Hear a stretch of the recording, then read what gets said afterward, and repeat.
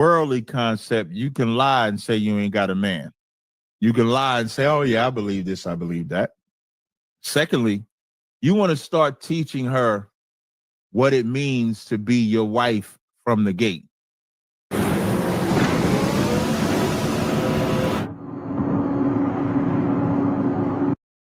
And you, at the same time, you want to have like regular conversation. You almost got to know how to blend both of them. You got to not be, you don't want to be religious. Like you don't want to get in there, Exodus 21 said, we sleep together, that's mine. The Lord said you got to do this. The man is the head of every man is the woman. Because if you come off too religious, you'll be a turnoff. So you want to be exactly the same man that you always are, but your questions got to be pointed to where she know that it's different. You got to squeeze in. The reason why I'm asking if you got a man, because if you're having sex with somebody, that's your husband. You got to say questions like that. You got to say like, yeah, I'm talking to you. I'm trying to get to know you. I want to court you. You got to say things like that. And you want to look at her response. You'll be surprised. Some women don't want to be courted. Some women is looking for a jump off. Some women is looking for a real relationship. You got to make sure that you break that part down first. You're going to make a laugh and joke and all that. You're going to do all that, but you got to make sure. If you're a man that have other wives, you got to say, hey, I got other women.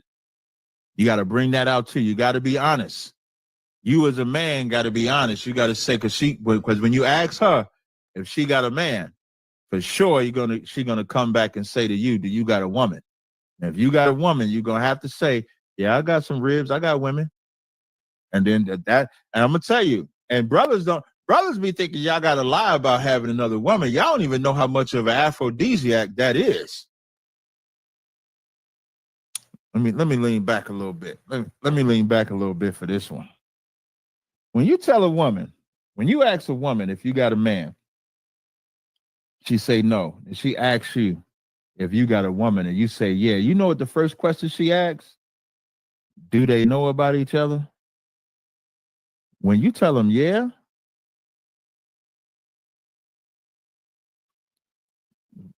I want to say the vagina get moist. I mean, because it's damn near like that type of authority is unheard of in the earth when it comes to relationships. Because most men lie to women. You can't be a punk when it comes to a real wife, real husband relationship. Don't be weak like that. Don't be a sucker. Like, don't be a sucker and lie to this woman and get this woman in a nasty way. And then when she become a monster, you're like, I don't know what happened, Cat. But then when I'm counseling y'all and I say to you, did you tell her you had other wives? Nah, I didn't tell her. Now you putting me, I'm going to tell y'all, when y'all do that, y'all put me in a bad spot when I'm counseling. Because now because like I got to counsel, but then I got to counsel with your wicked ass lying to her. And I got to make sure I don't come off as if I'm hustling her. So don't do that. You got to be just as honest as you want her to be in the honesty. You got to start teaching her about the law, statutes, and commandments. Because if she ain't about the Lord, do not have sex with her. If she ain't about keeping these commandments, if she ain't about obeying, if she ain't about doing what you say, you do not want to.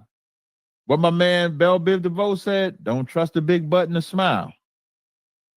Do a vetting process. Do a courting process.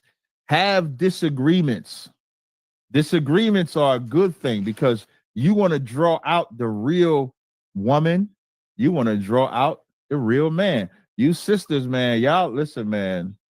Niggas know how to hustle the hell out of y'all. Y'all be thinking y'all so smart too. Women be thinking they so smart till they getting bent over by a nigga they thought would never be bending them over. Then when the sex is over, I can't believe that nigga laughed me out my drawers. That nigga drunk me out my drawers. He paid out me out my drawers. Now because the lust done left you, and the same thing goes for men. Now because the lust done left you, now reality set in. I gotta stay here with this woman. I gotta stay here with this man. You gotta be careful. So those are the things that you want to do in vetting a wife. All right. Last question I saw, it says, I'll do this one being that it's on subject. Cat, what do I do if I came in the truth, but my wife still wants to live in the world? You gonna have to stay in the truth. And there's gonna come, it's gonna right now, let's say if you in the truth, and this goes for a man, for a husband or wife, whichever one comes into the truth and the other one still wants to live in the world, as long as they respect you in the truth and the rules that you set forth as far as being in the truth and don't try to bring you into the world, you can stay together. Here's why you stay together. Because if there comes a time, you being in the truth may win her into the truth, or you being in the truth may win him into the truth. This is 1 Corinthians 7. 1 Corinthians 7 and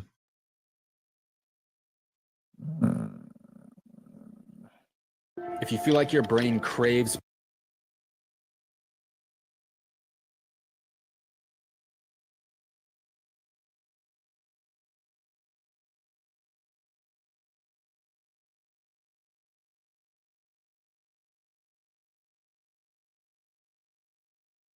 Hispanics, Native Indians, than I would ever give a white man. A white man and Yara, that's how you should have handled that. You should have handled that white boy like that. Because before we bring on the next caller, just bear with me 1 second. When that white man that Yara was debating admitted that Jesus was black, just like this white man admitted that Jesus was black, you were supposed to harp on that. You were supposed to harp on how could Jesus be black and the white man took his identity away just like he took our identity away. Because we ain't got no problems.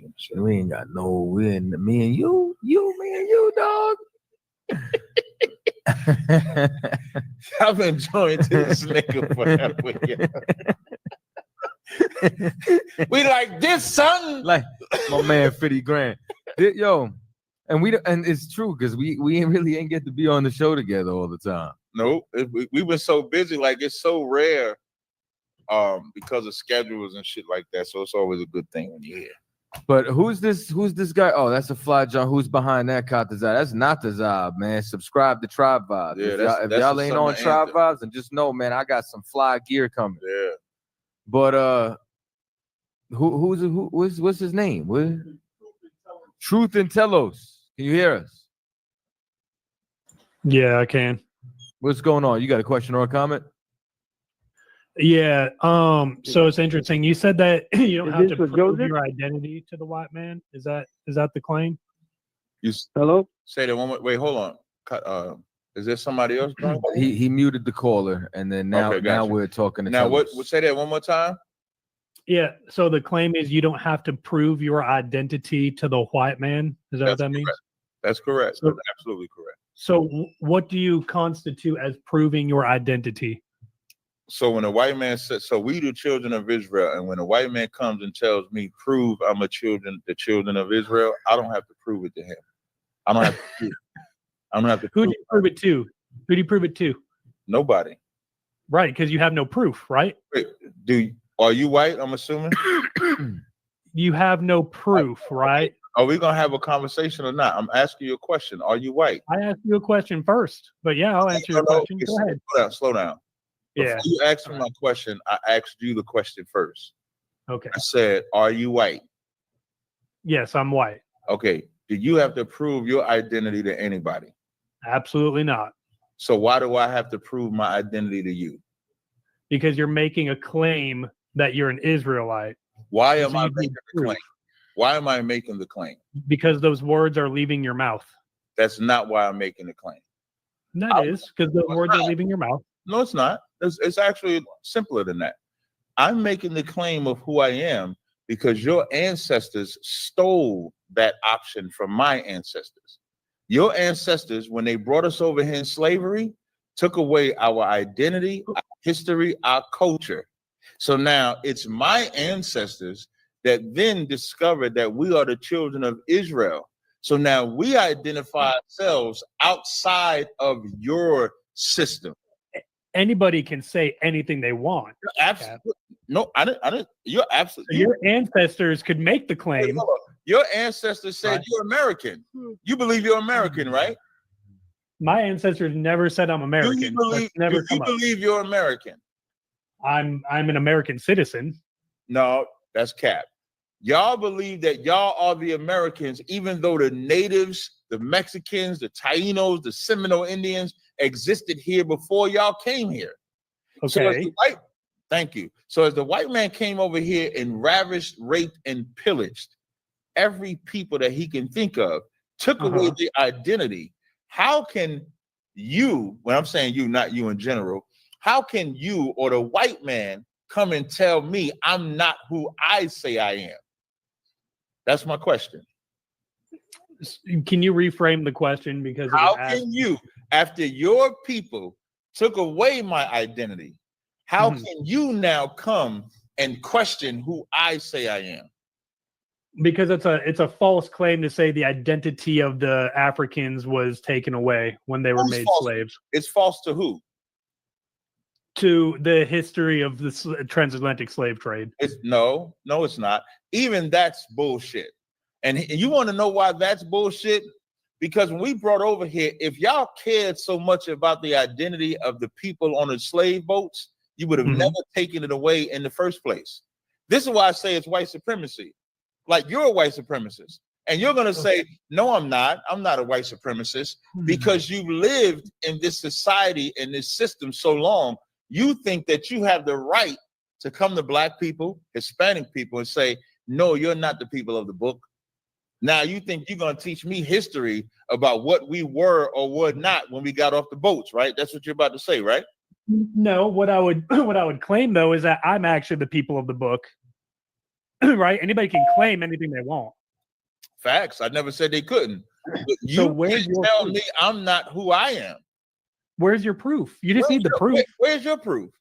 Exactly. That's the whole point, Captain. No. Where's your proof? Answer the question. There is no proof. There is no proof to who? For anybody to make. There is no proof to who? You can't say to anybody, because we have proof. Where's your proof? Now we're getting to it. We just don't have to prove it to you. let me give y'all a great history lesson. You know what Black people do? Shedeur Sanders just proved he can take. This is what Ivy League universities you can get into with a 3.6 GPA. 90% being blackballed by the NFL by accepting being the 5th round pick by the white man. And just getting drafted in the 5th round was enough for him.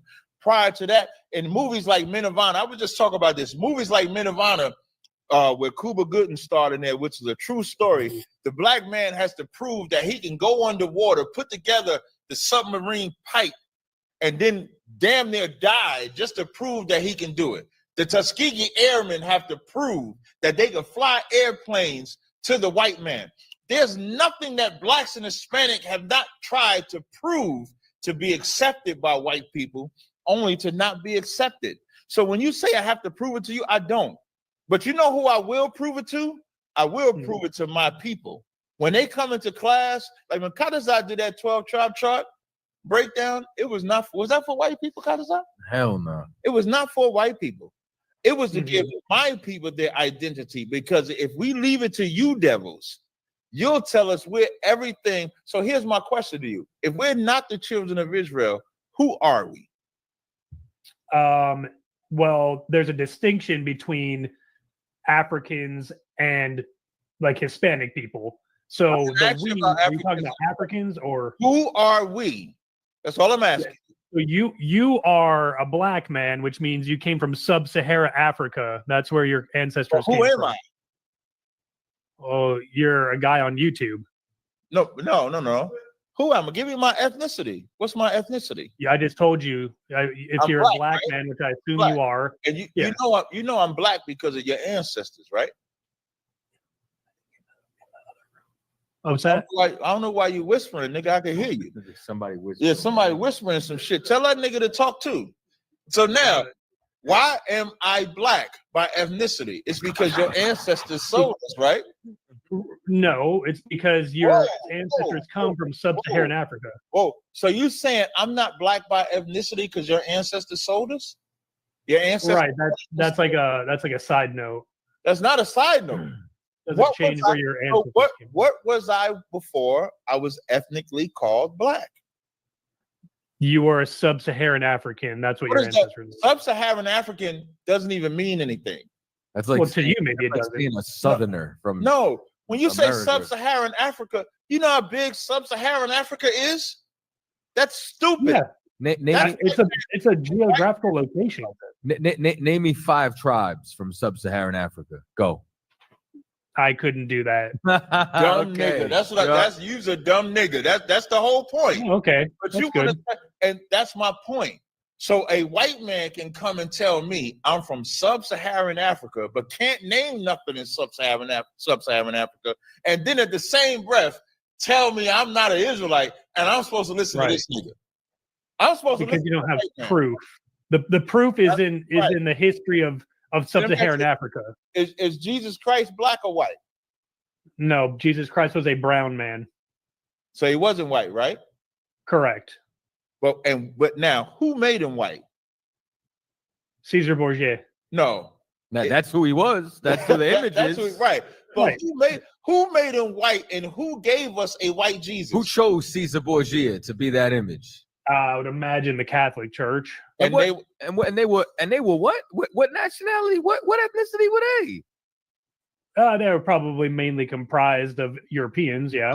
So white people. Okay. So then even Jesus doesn't get respect from white people. Let that sit. Okay, yeah, I'm not saying that's right for Caesar Borgia. Yeah, y'all don't even respect Jesus. I didn't make Caesar Borgia. And this is why we don't have to prove ourselves to white people. Y'all don't even respect Jesus Christ. Okay, y'all made Jesus white. Y'all made Jesus Christ white. Then we say we Israelites. You telling me I'm wrong to say that we're Israelites, but then you say Jesus Christ was brown. So if Jesus Christ was brown, I think I'm brown too.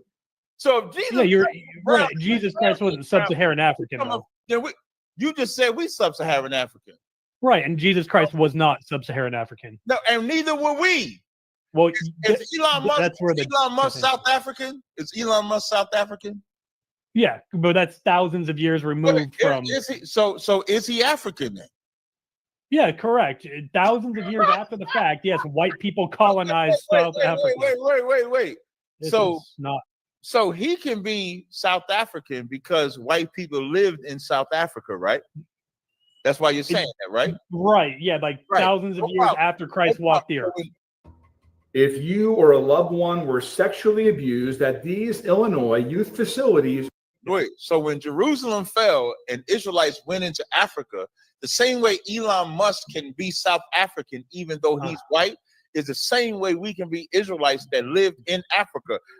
In the Bible, were Israelites in Africa in the Bible? Yes, correct. They're in Egypt. And would they still be Israelites even though they was in Africa? Correct, yes, because they came from a genealogy. I love conversations like this because I show how stupid white people are. And black people love to think that white people are intelligent, they're smart, they're kind, they're everything. And the white man is the devil that the Bible speaks of. Right. That's the only thing he could ever be. And so he want to sit here and tell me I'm sub-Saharan African ethnically. And Kadazai said, hey, can you name 5 countries over there? No, I can't. Not even the countries. You said 5 tribes. Yeah, the tribes. You could have named 5 countries anyways. What's the 5 countries? What's the 5? Of countries? Yeah. I mean, you've got what's that? Congo, Ghana. You've got. Yeah, stop Googling. Yeah, no, I'm not Googling. This is how Yara, Zimbabwe. This is how Yara was supposed to treat the white man yesterday. The white man is a piece of shit. Right. Especially when it comes to our identity. Now, I have conversations with all of them. I'm having a conversation with one right now. Didn't hang up on him or anything. But he is not the litmus test of who we are, Blacks, Hispanics, and Native Indians. The white man could never be the litmus test because he took away Jesus. If he gonna take Jesus' identity away, for sure he don't give a damn about you. Again, I never took Jesus' identity away. I just told you that he was not white. Wait, slow down. Yo,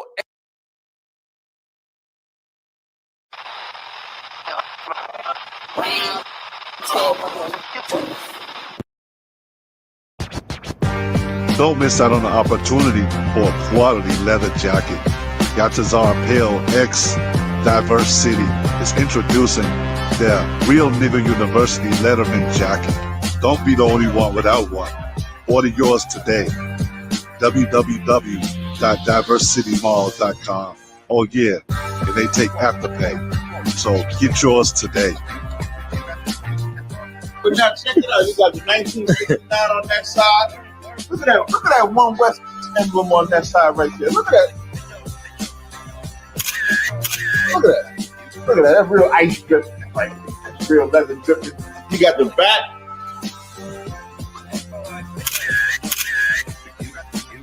And then, if anybody ever questioned us putting nigga on the jacket, you got Acts 13:1 engraved right here on the front.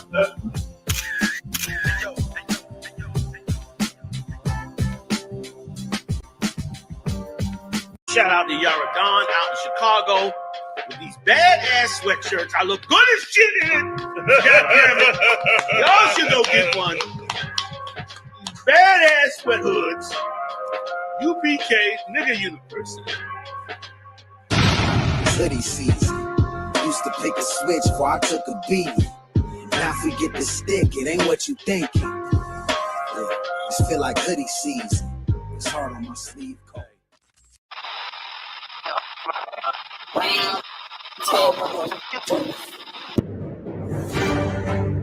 He's the man that came up with the term African American. Right. From now on, we call African American. But now somebody run up on you and say we should leave this place. You turn to them and say, "Where we gonna go?" Right. They have the American flag and the symbols of red, white, and blue, but it's black people. Right. So it's not. They're not repping who they are. Right. They're repping the country that they serve. These leaders that don't care about their community, you know what I'm saying, that always, you know what I'm saying, just focusing on winning gold medals and championships and different things of that nature, and have no thought to the Black, Hispanic, and Native Indian community. It's gonna come back at home. Enough for hearing that happened in Tulsa, Oklahoma, Rosewood, even Emmett Till was somewhat similar. It's like once something happens to a white woman, that's the justification to kill all niggas. At the same city, at the same time as the Klansmen, the Purple Boys had a mass march on the other in downtown, but blocks away, and did not cross paths with that. Real Nigga University in 5, 4, 3, 2, 1.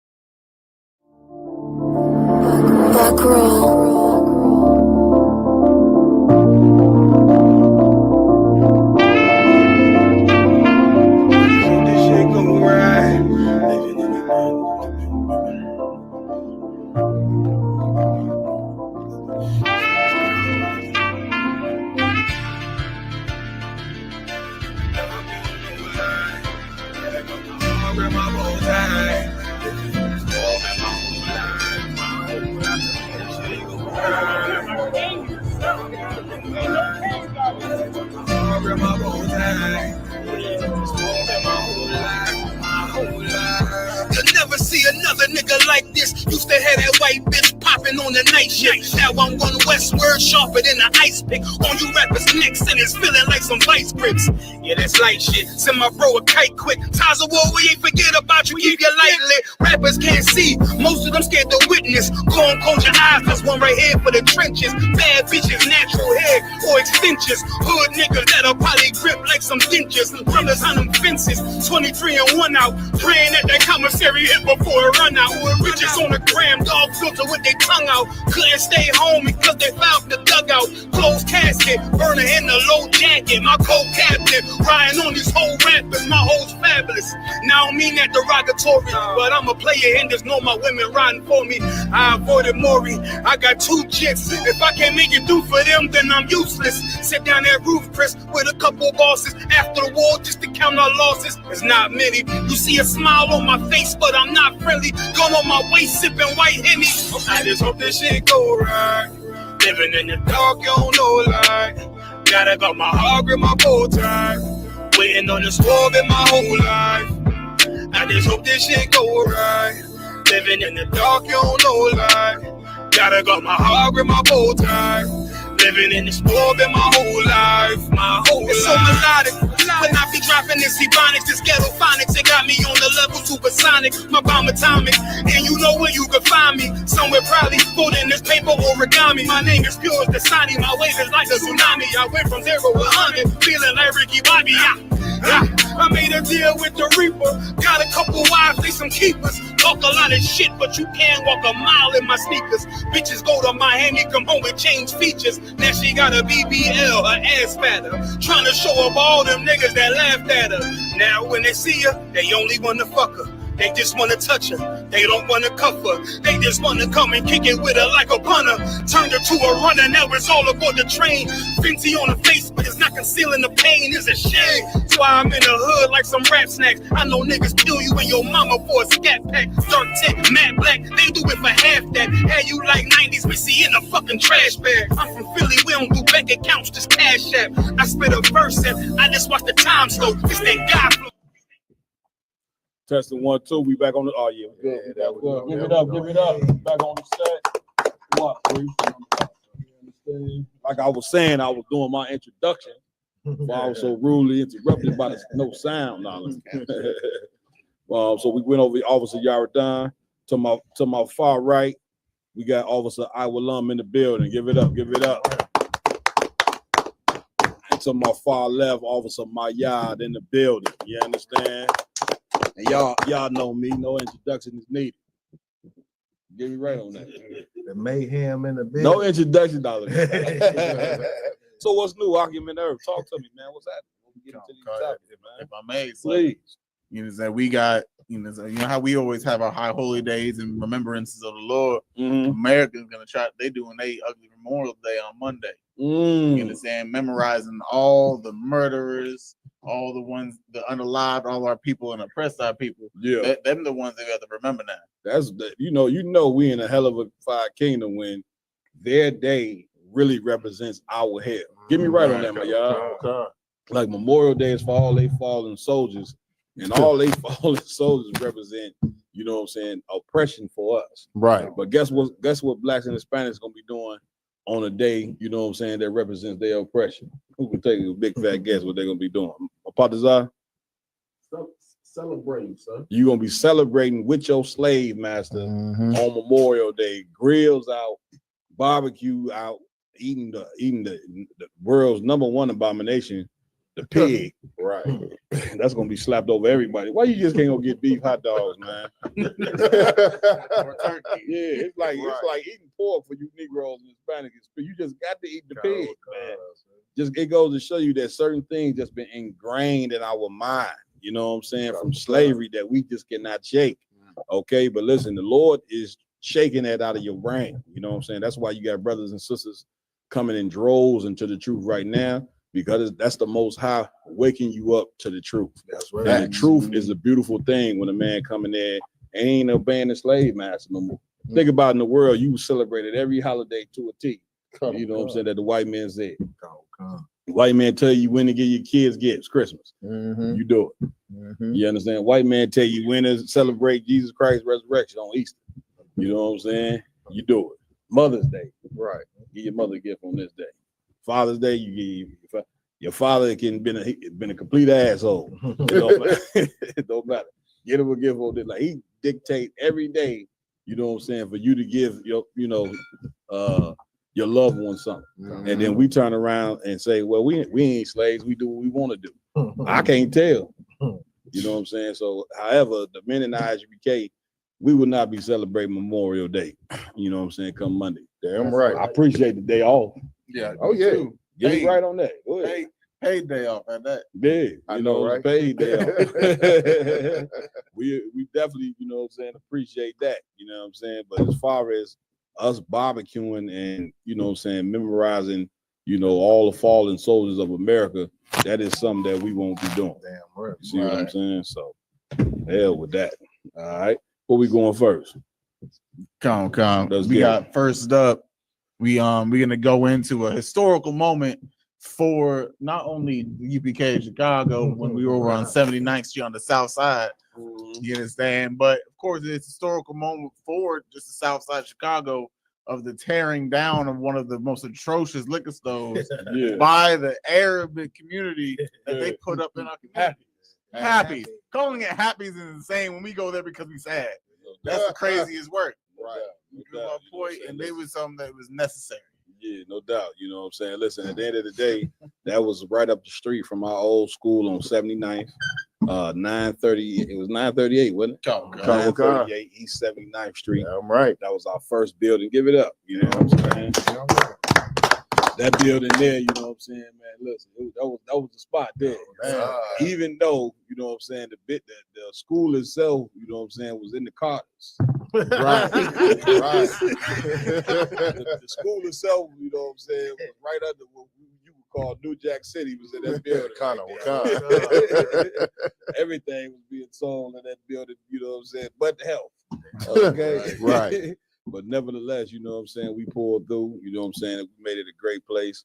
But after a while, you know what I'm saying, it had become just a little, you know what I'm saying, too out of control, you know what I mean, for students who may want to come learn. And brothers out there want to, when you open up a school, you want to put it, and I wouldn't even say a safe environment, but you want to put it in an environment where your students are able to just come and learn and not feel like they in the world, right, so to speak. You understand? Yes, sir. So big up to that spot over there. You know what I mean? We used to go there, when we need the strength. And, you know what I mean? I know we used to hit that joint up. You know what I mean? A lot of memories from over that in that area. It was that area over there is definitely a rough area. Oh yeah. How long had that liquor store been up? Shoot, Cap, that thing been up forever. Like Happy's, that's been on that corner of 79th and Cottage as long as I can remember, from when I was a kid. Because my pops, when he used to be in the game, you know what I mean. It's a spot down there that sell Italian beefs and all of that stuff. You know what I'm saying? So he used to go.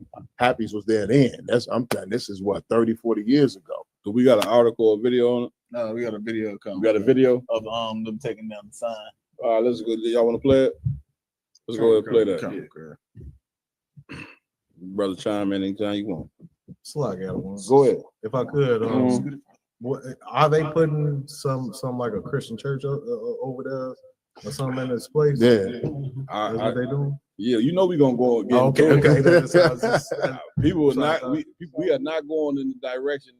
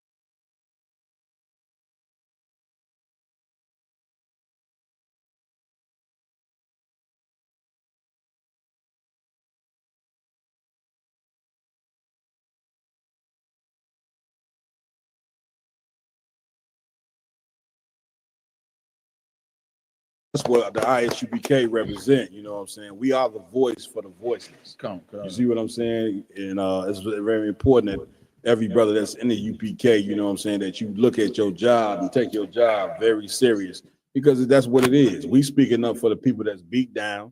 You know what I'm saying? That people just want to run over and feel as though they can do whatever the hell they want. Until the UPK step on the scene, you know what I'm saying? We're gonna step up and say what need to be said. And man, listen. Once again, the truth is what's so desperately needed during this particular time. And them Arabs, you gotta think they ain't that community right there is a straight up Judite community, otherwise known as a Afro-American community, right? Damn near 100% black over there, but yet Arabs was on that corner clocking every dollar. You know what I'm saying? In that on that joint. Mapatazar, please give him the mic. If I could, sir, you Go know, ahead. I gotta bring this out. Go ahead. You know what I'm saying? They shut the liquor store down because they said it was destroying the community. But what they finna put up there is a church, which is the #1 destroyer of black people. That's it. You know That's what I'm it. saying? Get a brother a hand. Right. You know what I'm saying? Go ahead, because I want.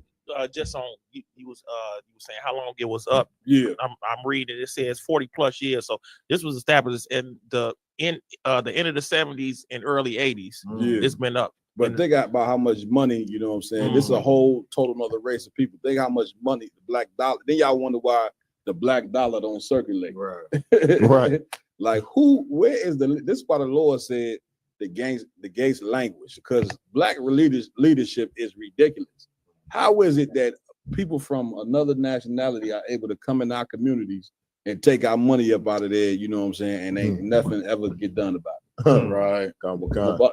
Common Khan says, Salaki, sir, it's strictly by design. That's it. You know what I mean? That's it. They give, when these people come into this country, you know what I'm saying, they give them grants, they give them tax breaks, they give them a map and tell them, we'll give you X amount of dollars to start a business over here. You can start a business over here, but you'll get more money if you start over here amongst the niggas. You know what'd be crazy? Like the white man allow, you know what I'm saying, nations to come in and open up businesses in our neighborhood that he got conflicts with. He just went to war with Korea, and guess what? Now the Koreans is in your neighborhood owning all the laundromats. Right. Damn, we can't own a laundromat out where we putting quarters in the machine. You understand? Like this is straight up and down. Black people, but come on now, where we at, man? Yeah, this is insanity right here. You understand? The white man go to war with Iran. You see, they having a conflict with Iran. Watch the Iranians be over here. You know what I'm saying? Frying you chicken.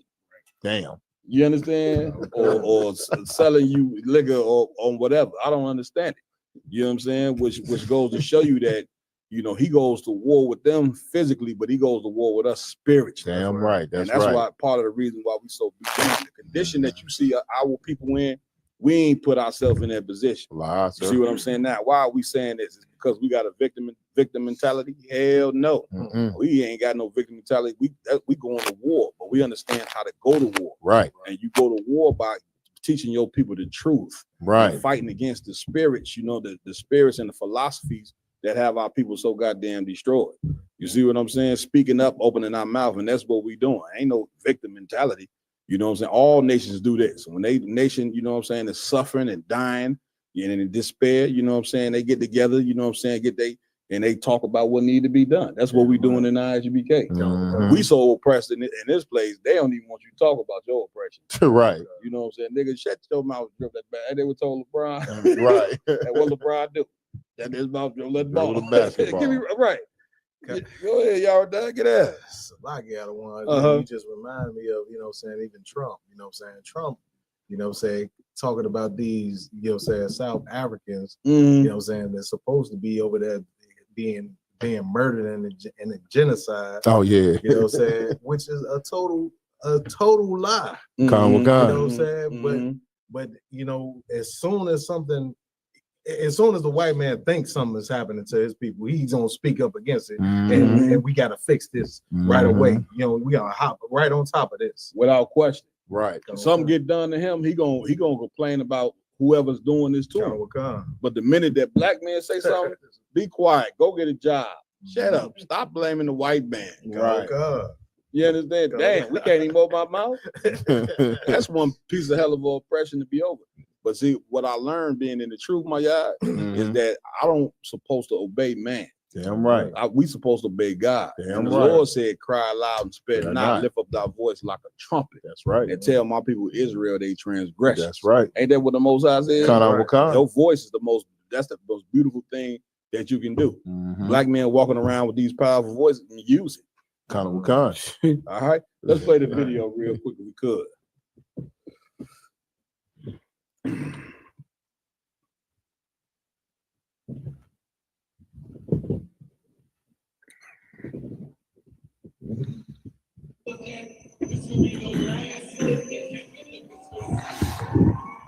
If you're from Chicago, you know the significance of this because, man, I don't know, folks have been murdered on this block. You know what I'm saying? Mothers who lost their sons on this block. So it's like a meeting ground for darkness. You know what I'm saying? So 500 years ago, we did outreach on the Look at this. Look. And what I believe, you know what I'm saying, is going to be made it. Look at this guy. It's sweet. Got that.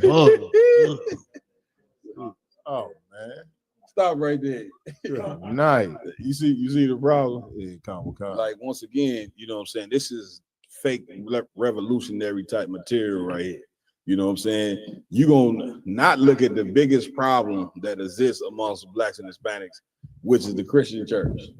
You ain't gonna look at that as the problem. You're gonna blame the liquor store, you know what I'm saying, for all the problems of black people. But you're gonna ride past the church like the church ain't got nothing to do, you know what I'm saying, without destruction. Right? Go ahead, IJ.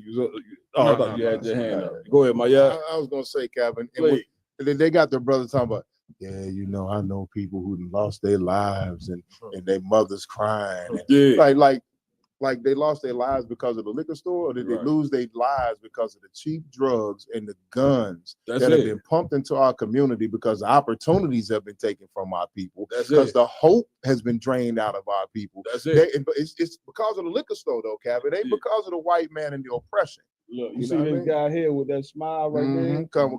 Listen, that they don't know. They letting Puff P. Diddy, you know what I'm saying, into their neighborhood right there. You see what P. Diddy do, you know. I'm coming to you, Pre. You see what P. Diddy do, you know what I'm saying, when he do what he do.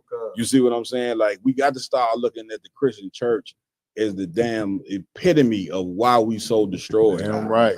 Liquor ain't the reason why we destroyed. You know what I'm saying? Now, of course, you know what I'm saying, everybody shouldn't drink liquor. You know what I'm saying? And of course, when you being oppressed, you know what I'm saying, you might make quite a few frequent trips to the liquor store more than the norm. You see what I'm saying? But when you don't look at the number one enemy to black people, which is Christianity, that's your problem right there. You know what I'm saying? When you shut, what they should be doing is celebrating taking down the church.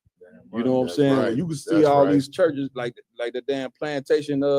Everybody's so happy about the plantation burning down. Why y'all won't be happy if a church burned down? Right. You see what I'm saying? Like, that is the new form of where the plantation has been transferred. You see what I'm saying? Like, we was physically on the plantation. Then now, how do we get on the spiritual plantation? The church. Because the church, like we were just saying, the Arabs in our community, the Chinese, the Koreans, how did they get in our community? The philosophy of the Christian church. What does the Christian church tell you? God love everybody. You supposed to love your enemy. Now, what this take down the defense of black people. So when we see other nations in our community, we ain't got no defense against it because the church is teaching you this. That's right. You know what I'm saying? Like, all the alcoholics that was going to the store in this community, it's the church the reason why they was alcoholics. Yeah, that's the part y'all ain't planning to. Now you gonna go put, you know what I'm saying, the one place that was causing them to drink alcohol. Now you gonna move the liquor store. I ain't saying you shouldn't move the liquor store. Right. But what you replacing it with is even more insanity. Like, you look at this cat right here. This cat is look like he done molested about 91 children. You see what I'm? Look at his face. You can't even. But a person who ain't in the truth, they can't even see that this is a full out demon that's about to be in their community. My partners are. What my y'all was just saying, you know, me, the general, you and myself, we just rolled past this place. They claimed the liquor store was the problem. We just rolled past it. They doing the same exact thing out there. You still got the same people out there on each goddamn corner doing the same thing that was going on while the liquor store was up, which tells you that the liquor store itself wasn't the problem. Yeah, but what you saying is so heavy, y'all. You know, get the brother in hand. You know what I'm saying? What you saying is so heavy because guess what? The people who was going to Happy's, guess where they gonna go to now? The Happy's ain't there. Where y'all done? Liquor store right there. that's where they go. That's exactly where they go. You see what I'm saying? Right. Because I mean, black people, we got to stop this. And then we on the corner, the sister on the ground praying up to God, all this fake shit here, man. You know what I'm saying? Acting like we finna get fixed now because the liquor store is gone. Right. You see what I'm saying? When they go right up the block to the next liquor store to go get drunk. You see what I'm saying? And why is the reason that they're getting drunk? Because these the people who've been molested, man. You understand? Why did they get molested? Who they getting molested by?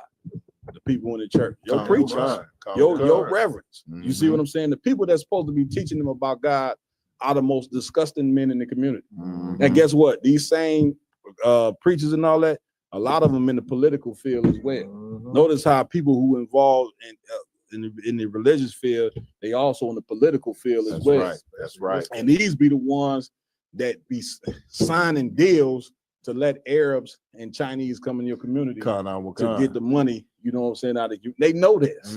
So now the community, you know what I'm saying, black people can't get jobs within their own community. Right. This is how much of a attack that we under. And your preachers are the ones that sanction it, huh? And you walk right past them and don't look at them like they the problem. Right. When you know they the problem. Right. You understand? Go ahead for this plan this day.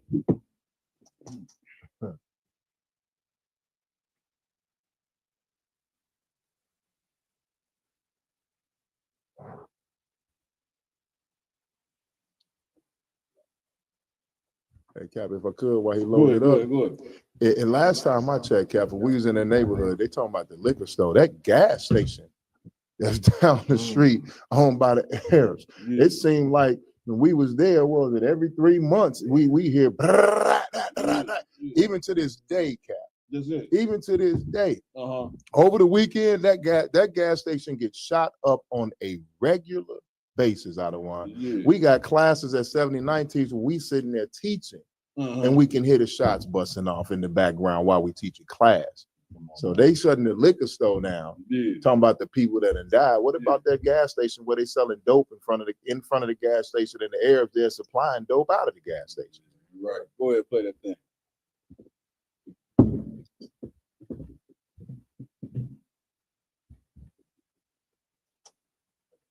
It was prior to this, it was tornadoes, sandstorms. They had a sandstorm till 1930s. You know what I'm saying? In Chicago, that was this.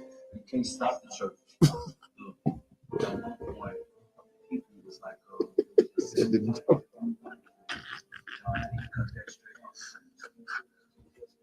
and I love that because it ain't about one church. It's about all of us as one being church.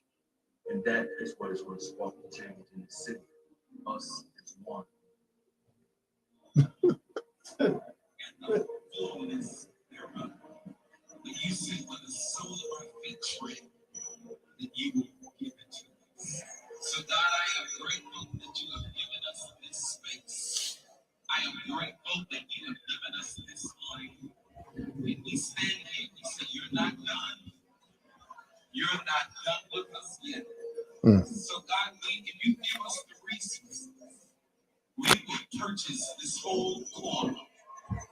In the name of Jesus. Here come the money, here come the hustle. We will make sure that there's quality housing for our people. Where there's storefronts, we promise to bring quality business. Right. On 79 Michigan, so one just one church. What was once a corner of death is now a corner of life.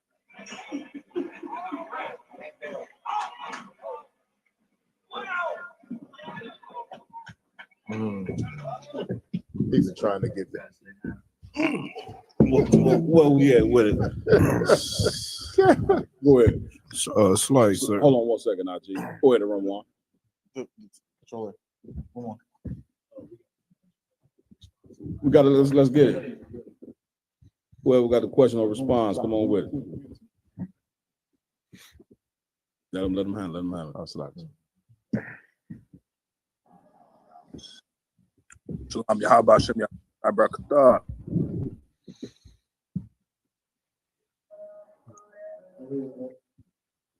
Go ahead, brother. Got a question or a comment? Khan, sir, can you hear me? Yeah, I can hear you. Go ahead, Ward. Shalom, Lord Christ. I don't want to. Lord Christ. If I may, sir, I just want to ask a question that should be obvious to the obvious audience. Why is it that the Christian church makes our people believe there's something drinking alcohol when in Scripture clearly states 31:67 gives strong drink to him that is who is perished and wine of heart. Why is it that the youth wrong as the and not address the cause of the issue? You breaking up a whole lot, officer. Slaki, can you hear me, sir? I can hear you now. Go ahead. Repeat what you said. So, in Proverbs, Proverbs 31:6, talks about strong drink to a man who is oppressed, right? And my question is that the church is using alcohol as a scapegoat instead of addressing the cause of our in the Black and brown community. I think I hear what you said. Maya, what you heard? So he was saying that, where it says in the scriptures that, give a man a strong drink for his affliction. Right. He's saying that it's kind of strange how the Christian church is using alcohol as the scapegoat. Yeah. You know what I'm saying? To as a scapegoat for the pain of the people instead of addressing the causes, the real causes that are causing the pain and the death and the destruction in that area. Man, get a brother a hand for that's an excellent question. Well, the obvious answer is because the Christian church is the house of where cowards live. Damn right. And what I mean by that is the Christian church will blame the Christian church will blame the people for the problem. They'll blame black people. They'll blame liquor. They'll blame the YNs or whatever. But the one thing that they never do is blame themselves. You see what I'm saying, for the problem. And this is why don't nothing ever change. Because they the ones that's supposed to be teaching black people morals. They the ones that like black people ain't gonna be on the drugs and be alcoholics if the church was actually doing the job, you know what I'm saying, that they were supposed to do, which is to teach us morality. But since they failed at the job, they do the obvious thing that any coward would do, is just blame alcohol. You understand? Instead of blaming the one thing that we supposed to be blaming, which is that the white man is the devil that the Bible speaks of. That's right. And why don't they blame the so-called white man? Because black people are scared of white supremacy, guys, right? You understand? So instead of saying that the white man is the problem and that white supremacy is the problem, the easiest thing to do is just to blame alcohol. Damn right, sir. That's it. Blame the liquor store. Now that the liquor store is down, now the people that in the neighborhood are gonna be fixed because they took Happy's off the corner. Right. IG. If I could add Please. to your point too, Cap, the brother, he brought up the scripture about alcohol making man glad. He has to remember that the Christian church don't know the Bible. Right. The pastor probably don't even know that's a scripture in the Bible. That's it. Y'all done? Also, I don't want just like you're saying, this Christian mentality is in a couple of years they're going to be blaming that community. Right. You know what I'm saying? Because, we done got the liquor store out the way. You know what I'm saying? Now y'all just not doing right. Yeah. You know what I'm saying? When at the end of the day, you offer no solutions for Black, Hispanics, and Native Indian problems. That's it. You know what I'm saying? That's it. You in your Christian church, you sitting up in the, singing and dancing every week. What I'm saying? You offering no solutions to the problems that our people are really facing out here in these streets. That's right. What Christianity tells you do, you know what I'm saying, which is super evil. That was a heavy point you brought out, Yardan, is they tell you to join the people that's oppressing you. Once again, black people, you so asleep, you don't even know or even understand that you're being oppressed. Right. And you don't understand that you're being oppressed because leaders from the past have decided that joining America and joining the white supremacy was the best thing for us to do. So you are a victim in all of this. You wake up in 2025 and our children are totally destroyed. They totally destroyed because we have followed and joined ourselves to a oppressive system that's against us. Like the Lord said, your covenant with death shall be disannulled. Right. Like the Most High got to break you supposed to have a covenant with the Most High. And that covenant is, listen, you keep the law, statutes, commandments, we'll be the top people. We'll be the top nation by keeping the law, statutes, and commandments. But instead, you want to bypass the Most High and you want to go, make a covenant with the United States government of America. Right. The same government that put you in slavery. Right. The same government that put crack in your neighborhood. Right. The same government that killed all your leaders. You now want to go be in league with. Right. And you in league with it because of the Christianity belief. God's laws is done away. We know it's done away with. That they tell you that so the preacher can go molest children and say, listen, they tell before they molest the child, you know what they tell them? Ain't nobody perfect. Right. Yeah, right. Before you know it, they walk into the liquor store getting drunk every day because they can't get that crime out of their mind what's been done to them by the pastor. Or it ain't got to be the pastor, some member in the church who claiming to be a man of God. Right. You see what I'm saying? Right. Like the church is the problem, not the liquor store. You understand, Lamont? If I may, Please. the liquor store and the Christian church it's no difference between going to either or. The whole point is you're trying to escape the harsh reality that you're living in. That's it. You go to the liquor store to get drunk so you don't got to think about and deal with the problems that are going on 24/7. You go to the Christian church to escape the problems that are going through 24/7. That's it. And you need something to give you a little bit of happiness and joy because spiritually you are in hell regardless of the situation. That's it. You're going to the Christian church for happiness. You're going to the liquor store for happiness because America is hell no matter what you do about it. That's it. That's it. You know what I'm saying? Go ahead, get a brother hand.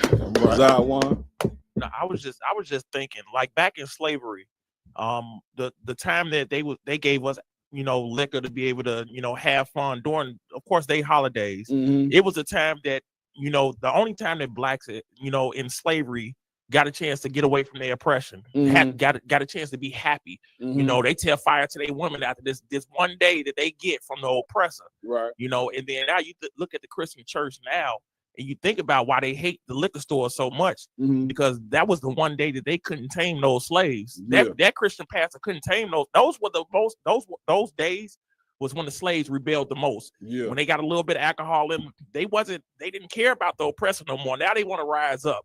And that's what and even today, you can see that the Christian church have oppressed us so much that the only thing now that helps us to get over those feelings, those pains, is to have a sip. And the Christian church don't like that because they lose power, just like they did when we was in slavery of black men rising up through their oppression. Pretty much. Go ahead, bro. If I could just to piggyback off what he's saying, please. The real issue is that the Christian church know that they have to compete against a liquor store. If a liquor store is on their corner, they can't make their money. The liquor store make their money. Right. Exactly. That brother or sister ain't gonna be in the church. They're gonna be at the liquor store. Which is what this is all about. Which is so heavy what you're saying. They looking at this as a prime area. This is money that they missing out on. You know what I mean? Where they can further, destroy the people. Once again, it's a coward's move, you know what I'm saying? It's to, make people think that the Christian church is making progress by removing the liquor store. Right.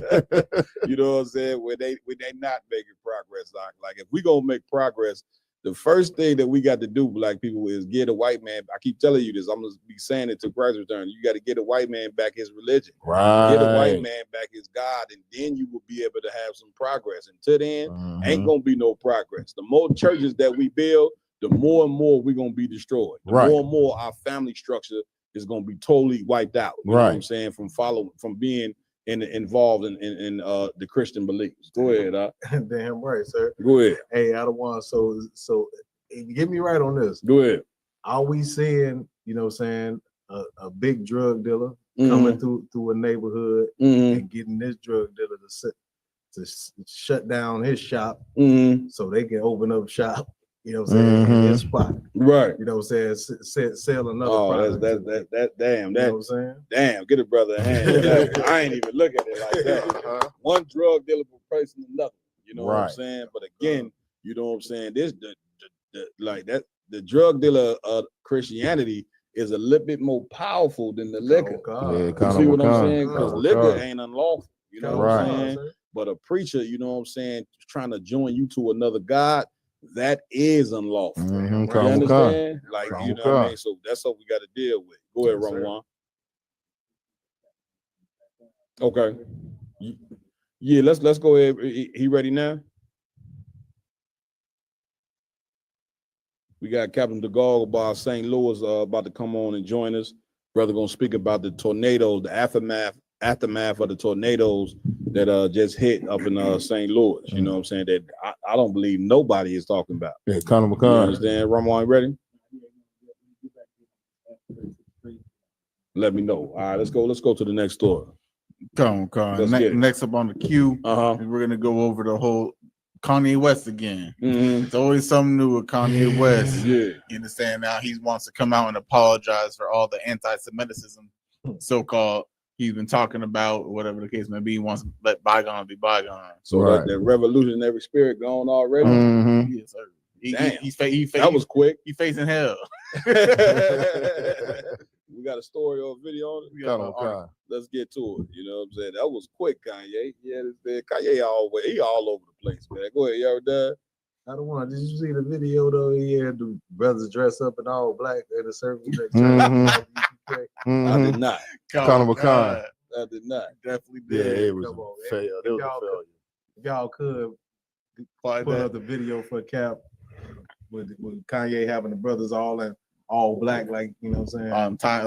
Not Times Square, but it was like we're in Hollywood. They were all circled up. They were all brothers, all black in boots, all that good stuff in a big circle. like we used to do back like in camp. After the camp, we would be, March bottle, whatever the case, and we face each other and go over it. So is he rebellious or not? That's what I'm trying to say.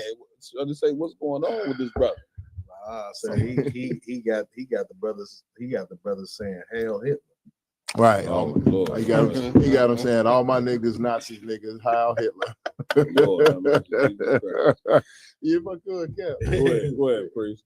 Kanye, like, well, I don't want to get too ahead. You know what I'm saying? But Kanye is an example of something that you told me when we was talking the other day about don't give all your energy and all your power to certain things. You know what I mean? Because them things could be used against you to conquer you. That's right. You know what I mean? Kanye wants to be revolutionary. He got on that little run. Right. You know what I mean? Started talking about being an Israelite and he coming up against a Jewish man, and he started feeling good about himself. And then they use a weakness of his against him. Yeah. You know what I mean? And as it's gonna see in the article, now the brother might have just, you know what I'm saying? That brother right there needs guidance. That's it. You know what I'm saying? He needs something more than yes men around him. Kanye needs to get in all black and join the UPK. Man. Period. Point blank. That's the obvious answer. Yeah, come. What we got to run one video. We got the article for now. Go ahead, read the article. Come on, sir. Ye claims he's done with anti-Semitism. Forgive me for the pain I've caused. I love all people. He did what? I love all people. The rapper wrote to X. There you go. You understand? I love all people. You understand? That's one quote right there. You know what I'm saying? That black people I only hear black people say that. You ever heard anybody else say that? Nah. I love all people. Nah. Go ahead. Keep reading. Formerly Kanye West, time spreading anti-Semitism is over. According to the rapper, the embattled rap mogul claimed on X Thursday, May 22nd, that he's turned a new leaf and that his time with anything associated with anti-Semitism is done. I am done with anti-Semitism, he wrote to kick off a series of posts. What was he doing that was anti-Semitic? I'm a little lost. Does anybody remember, Aj? Yeah, pretty much anything negative about the Jews, so-called Jews. Yeah, the Jewish man. He was on Twitter just typing up a storm about, you know what I mean, just talking about Jewish people. Oh, so that was the whole Hail Hitler thing that he was doing. So now he's saying that part he's done with that. Because I was a little lost. Lamont, Like one of the main reasons that he was ostracized and lost all majority of his deal with Adidas or something like that was he kept talking about black people being the real Jews, the real Israelites, and then he lost his contract. But that's what I'm saying. That wouldn't be anti-Semitism. You know what I'm saying? Saying that the Jews is black. Yes, it is, because that's what they hit Kyrie Irving with. Anti-Semitism is saying that this Jewish man of today. No, I get that. I get that. But okay, what I'm saying is that technically that's not anti-Semitism. It's true. I think what they saying is a little different. Is he been saying "Hail Hitler" lately? You understand? That's a little different from him claiming to be Jews. He been saying "Hail Hitler" and basically, like you were saying, what you say he was doing Lamar? I mean, Avalon. He'd go on long rants on Twitter, just talk about Jewish people. I can't remember specifically what he was saying, but pretty much dissing them. Yeah. Well, that's a rough one. That you know what I'm saying. What we got a video or something on it? Just circle up. I'm gonna put them in as soon as we come in. Okay. Also, you got a video for I can find you I find you the video of I just sent y'all the text. Who sent it to you? I got it right here, so I'm gonna send it to him. Yeah. I mean, okay, again, you know what I'm saying? Once again, Kanye West, you know what I mean? The brother is a celebrity. Like, you see the Most High is exposing, you know what I'm saying, black celebrities, man. You know what I'm saying? Like, this is the season to do that, you know what I'm saying? Because it's time for black celebrities to be removed from the leadership position of black people forever. You know what I'm saying? We didn't look up to them, you know what I'm saying? Like, they ought to be the leaders of us because they can entertain well. What other people, I'm coming to you, Yaradan, what other people you know what I'm saying, the entertainers are sitting in a leadership position over the top of the people making, you know what I'm saying, decisions that have to do with morality. Right. No other people, you know what I'm saying, is that required of but us. You see what I'm saying? Right. Listen, we got the black people, we got to get serious, man. The Lord is showing you every day, you know what I'm saying, what serious times that we in, and we on the corner, you know what I'm saying, jumping up and down because the liquor store being removed. Right. Or we looking at Kanye West and worried about him talking about some, you know what I'm saying, he ain't no longer finna be anti-Semitic and all that. You see what I'm saying? Like, that should be the least of what that brother is worried about. What the brother should be doing is using his power, you know what I'm saying, and his resources to actually help the damn people out. Not be sitting around in all black talking about hell, Hitler. What is the purpose of that? Y'all were done? So like, I don't Go ahead. want. What we saying with Kanye is what like I heard a statement like back in the day. It was like when you become rich, you become more of what you are. You know what I'm saying? Like if you were a drug addict, you know what I'm saying, you become more of a drug addict. You able to use all the drugs that you can use because you got money now. You know what I'm saying? Kanye West, if you think about what he came in the game as, he was an attention whore. You know what I'm saying? He wants the attention. He wants everybody to look at him. That's it. So what we that's saying, obvious. So what we saying with all of his antics and stuff, it don't have anything to do with you know what I'm saying, bettering black people. That's the point. Bettering the community or anything. It's for him to get attention. You know what I'm saying? I got a question. Did they take his money when he was doing the Hail Hitler thing? Remember? Right. Man. You know what I'm saying? He's saying Hail Hitler, and they ain't take his billions from him like they did when he said black people was Jews. Oh my God. So I think Kanye trying to get ahead of it because he released that song and immediately it got taken down off of all platforms. Right. It got taken down, and then they were starting to ramp up on that, you know, because he was bouncing back from the whole what was it, Adidas thing. You know what I mean? That's so it. they were starting to talk about his sponsor, the sponsors he got. They was about to start trying to hit his pocket again, but then you had some Edomites saying, well, if Kanye is saying that the Jewish man is evil, and you know what I mean, it kind of makes it more believable. Even white people start saying, well, it kind of makes it believable when you look at the fact that he's doing whatever he's doing, he's saying what he's saying, and then all across the globe, he's being banned, his music's being taken down, shows is being canceled, endorsements is being lost. Yeah. You know, they claim we don't run the world, but yet and still, you know what I mean, every aspect of this brother's career and life has been affected by those people. Well, a lot of people know that they damn near run every industry that's out God. there. Damn right. But what people got to do is you got to stop paying attention to Kanye West, black and brown people. You got to start paying attention to Commander Jenny Yohana. Right. You know what I'm saying? That's what brothers got to do. You got to start playing. Stop playing. You know what I'm saying? You got to start taking your life. You know what I'm saying? And the plight of your people a little bit more serious. You know what I'm saying? And turn the entertainers. You know what I'm saying? That's one thing they good for, entertaining, singing, movies. But when it's time, you know what I'm saying, to be serious and learn about things that's going to actually change our reality, you got to tune into the UPK for that. You got to tune into the Most High. The Most High is trying to wake you up. You know what I'm saying? Kanye West, y'all giving this brother too much goddamn attention for no reason. You see what I'm saying? Where we at with it? Here's this video. Cap DG ready? Cap, you there?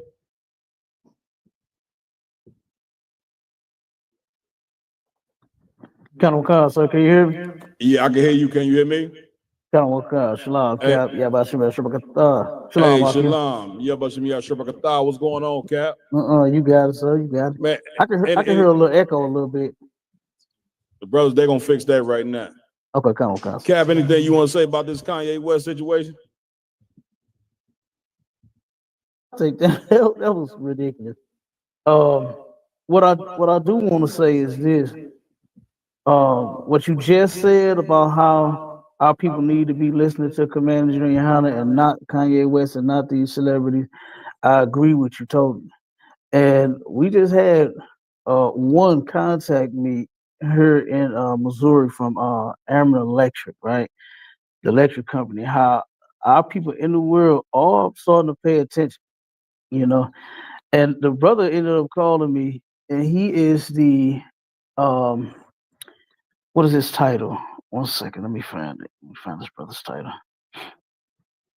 He's over with the electric company here because the tornado had knocked out, man, 30 in 3 minutes, I believe it was over like 30,000 homes without power. And this brother contacted me, and he wanted, let me see 1 second, let me find it. Here we go. This brother here, Marcus Bellows from Ameren Electric. Try now. The special, DG, can you hear me? I can hear you, sir. Hey, listen, right into this tornado thing real quick. But okay, it went back out a little bit. Look at this screen right here. Hey, this cat got these brothers lined up in Hollywood, man. Dressed in all black. Like, this is what we talking about. Like, we finna talk about the tornado and the after effects that just happened in St. Louis with Captain Dagal Gabar, which is something serious that just happened to our people. But you get me right. What is the point of this?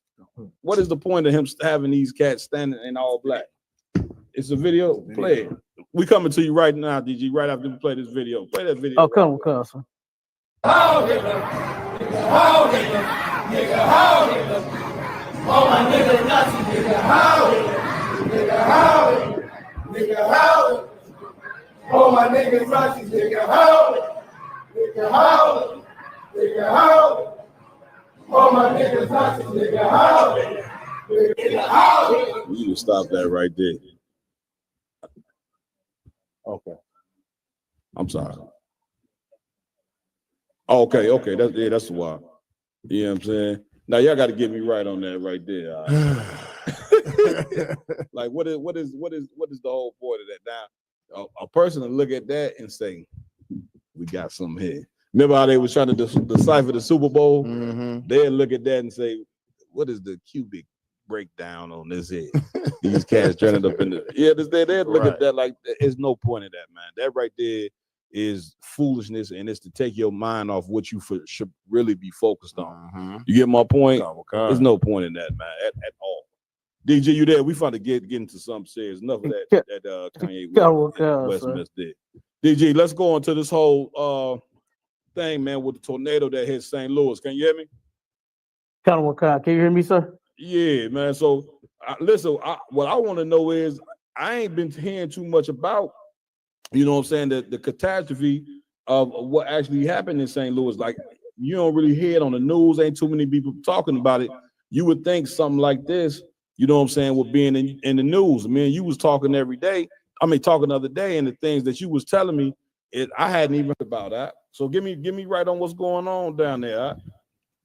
Well, first, I believe they not really talking about it is because one thing that happened is they did not sound the alarm before this thing happened, and of course, our oppressor says that this was due to a human error, right? Yeah. So real quick, normally when a tornado is coming, the city, they set off alarms and they let the people know to go hide and prepare themselves. Right. So what you saying is they didn't do that at all? No, sir. They did not do it at all. That is and they had just ran a test a week before. Okay. They had the sirens going off, and what they and I got the video in there. What the new mayor said is they have some new type of protocol that they instituted in, I think, 2021. And the button is supposed to be pushed by this woman named let me get her name. It is Sarah Russell, right? She is in charge of pushing the button whenever there's a tornado. Now, I ended up getting a warning on my phone. Maybe it might have been right as it was happening. Right, because I was actually in it. I was driving. I wasn't in the area where the majority of the damage is, but I was out driving in the area that I was in. It was, the winds were extremely high. They said that the winds got up to 150 miles per hour. Hey. And I'm on the other side of town, and it was blowing signs down and construction gates, you know, and cones. That stuff was blowing everywhere, trash and everything. You can just imagine. Right. And like I said, and I'm on the other side of town to where it didn't hit. And like I said, it's blowing like crazy. Thank the Most High. Thank the Most High for that. Damn right, Cap. Nice. Go ahead, Bree. Yeah, Kyle. So it was so heavy. The winds were so heavy. It was blowing my truck around. It literally felt like the back end of my truck was doing like this, bouncing, like I had switches, like I had some hydraulics or something on my truck. That wind was blowing hard, Cap. And so pretty much they dropped the ball on even letting the people know, you know what I'm saying, what was coming. Cause sir, they absolutely did drop the ball. And of course, this woman, she got suspended with pay. Sarah Russell, you know, got suspended with pay. And I don't think that this is just a coincidence, because they knew that this tornado was about to hit, you know, and I believe that was intentional, because like something that powerful, Cap. Get me right on this. You would think, you know what I'm saying, that they would warn the people, especially a major city like St. Louis. But now, get me right, St. Louis got a ton of our people there. God, sir, absolutely. And the majority of the damage is on our side.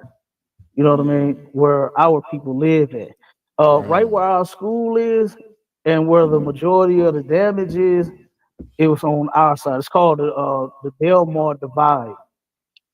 And on one side you have poor blacks and Hispanics, and on the other side you have middle class white on up. You know, and the majority, like I said, some of theirs got hit too, because they said that the tornado, it was a mile wide. It was a mile wide and 150 miles per hour wind. Good night. Damn, the Lord came through that place. Con, sir, he did. Good night. Absolutely, he did. So what is the aftermath now that that the tornado? How long it's been since the tornado hit? They hit on the 15th. It was last Friday. Okay. It just About passed. 10 days, about 8, 9 days, 7 So, days. somewhere in Wisconsin, somewhere. And so what is the condition of the city now and the people? It's still bad. They trying their best now to, because they went out today and they had several food drives going on where they're giving away food and what we talked about giving away, different little toiletries and different things for the people, that they could use, to where they don't have to walk around, with unnecessary things in their hands. We can give them something that they can eat, something that they can use right then and there. And they've done that today. There were quite a few out with tents and food and water and stuff like that for the people. But as far as the aftermath, I mean, it's a slow process, and I really think it's gonna. I just don't see this thing getting cleaned up and getting turned around as fast as people may want it to be. They claim that it is 1.6 over 1.6 billion in damages. Damn. Give me, Yeah. I mean, get me right on that. That's get me right. That seems like a lot of damage right there. Oh, hey, that's a lot of damage, sir. That is a whole hell of a lot of damage. And what were you telling me about the people who had home ownership? You know what I'm saying? Where they was telling that they had a few days to leave their home or something. When you saying something like that? Yeah, so they what's the info on that? Okay, so they're saying that the structures, they're no longer safe, and they're going to go around and start well, I think they've actually started already, condemning the property, saying that they just you can't live in them. I mean, I just spoke with my aunt. And get me right on this. These is properties that people own. Sir, a lot of people own, a lot of people rent, a lot of people their homes were paid off, and it's just crazy. And So now to go to? Do they got like places where they got the people going, or what do they expect the people to go? no, they just going around putting stickers on properties. They have either a red, yellow, or green sticker that they're gonna put in, and the red, of course, means condemned. It's not safe at all. You cannot enter. Yellow means you can enter under, a certain amount of time. It's relatively safe for you to enter, and then green, of course, is a go. Right. So, but yeah, I spoke with my aunt earlier, and she said that her coworker said that the tornado, while they were at work, and she went home, she said the lady couldn't do nothing but just cry and watch and look at her house and how the tornado went straight through the middle of her house and tore her house in half. Dang. Yeah. Wow. And listen, I ain't y'all seen this in the news, Sir. Like, cause I ain't seen this in the news at all. Like, At all. Brother said 1.6 billion damage. You would think that Donald Trump, you know what I'm saying, is they sending aid down there? That's what I heard. I haven't heard this on the news, but people been talking. I heard that they are talking about sending some relief. But you know how that goes. Sometimes they do, and sometimes they don't. I mean, look at what they did to the people in California. Where they told them your houses was on fire, and then we just not going to cover you. Right. And a lot of poor people, they have nowhere to go in this particular part of the city on the west side, and that's where our school is located at as well. A lot of people rent. They got a lot of renters in that area, a lot of apartment buildings, and you could just see, like when I was riding around, you had all the people just sitting outside all day with their grills out, just barbecuing, talking to each other, eating and drinking and stuff like that, waiting to go back into their homes where they stay at with glass and trash. And I mean, because this tornado threw everything around. Real talk. You said I mean, it one was of the cars. Then you say it was cars that flew in from another parking lot over the sir. One of the brother, you remember you met him, the owner of the building where we have our school here in St. Louis. Right. His the other little strip, the part where he had the bar at, it was a car that smashed into the building. And he was having a repast. He rents it out, for different events. And he was having a repast at that time. And everybody from the repast, as I was pulling up, the lady said, I watched this car fly from down the street and crash into this building. She said she watched it. So I mean, it was crazy. It was crazy just walking up. You remember that video game, Resident Evil? And that's what it looked like. Just disaster and wreck, wreckage everywhere. It was just horrible. I mean, because as I was coming up, and this was after it happened. Like I said, I was driving it and it didn't know that it happened. And I'm looking at all the trees that's down. Because first, when I hit Kings Highway, coming off the highway, off of Highway 40, I saw a big, gigantic tree. Because it's right by the hospital, by Barnes Hospital. They got Forest Park across the street. And I saw this big, gigantic tree in the middle of the road. I'm like, what in the hell is going on? And then I saw this traffic that was jammed up. And then as I kept going, I started seeing the debris. I started seeing wood, joists that come from roofs. I started seeing shingles everywhere. I started seeing bricks everywhere, glass everywhere. And then as I hit the corner coming down Delmar to our, to get to our school, it was even worse. I mean, roofs, just whole roofs just torn right off the top of houses. The whole house. A brother of mine, a buddy of mine in the world, he stays behind the school. Okay. Right? And the whole second floor of his house is done. Damn. Good night.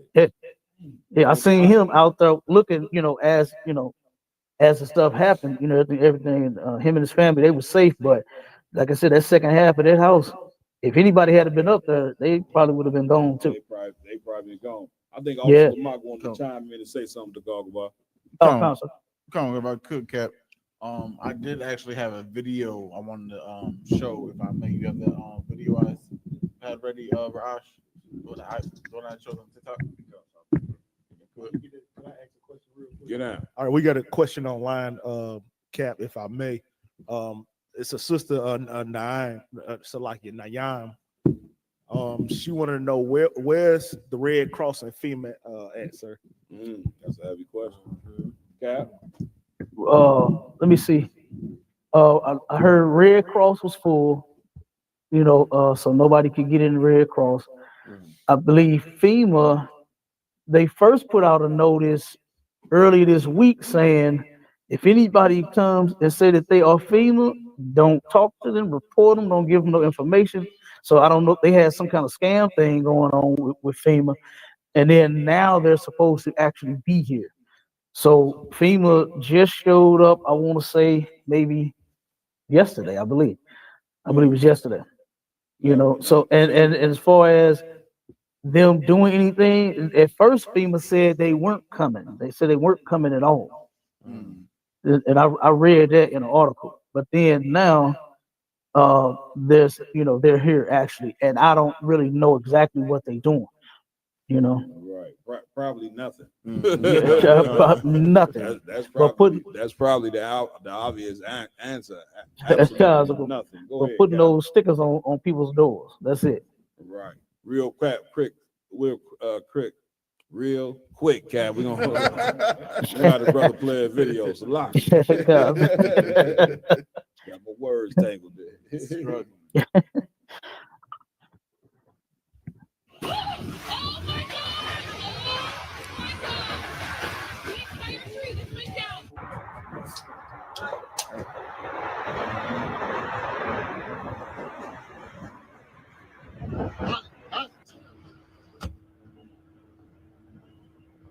I just took that building out.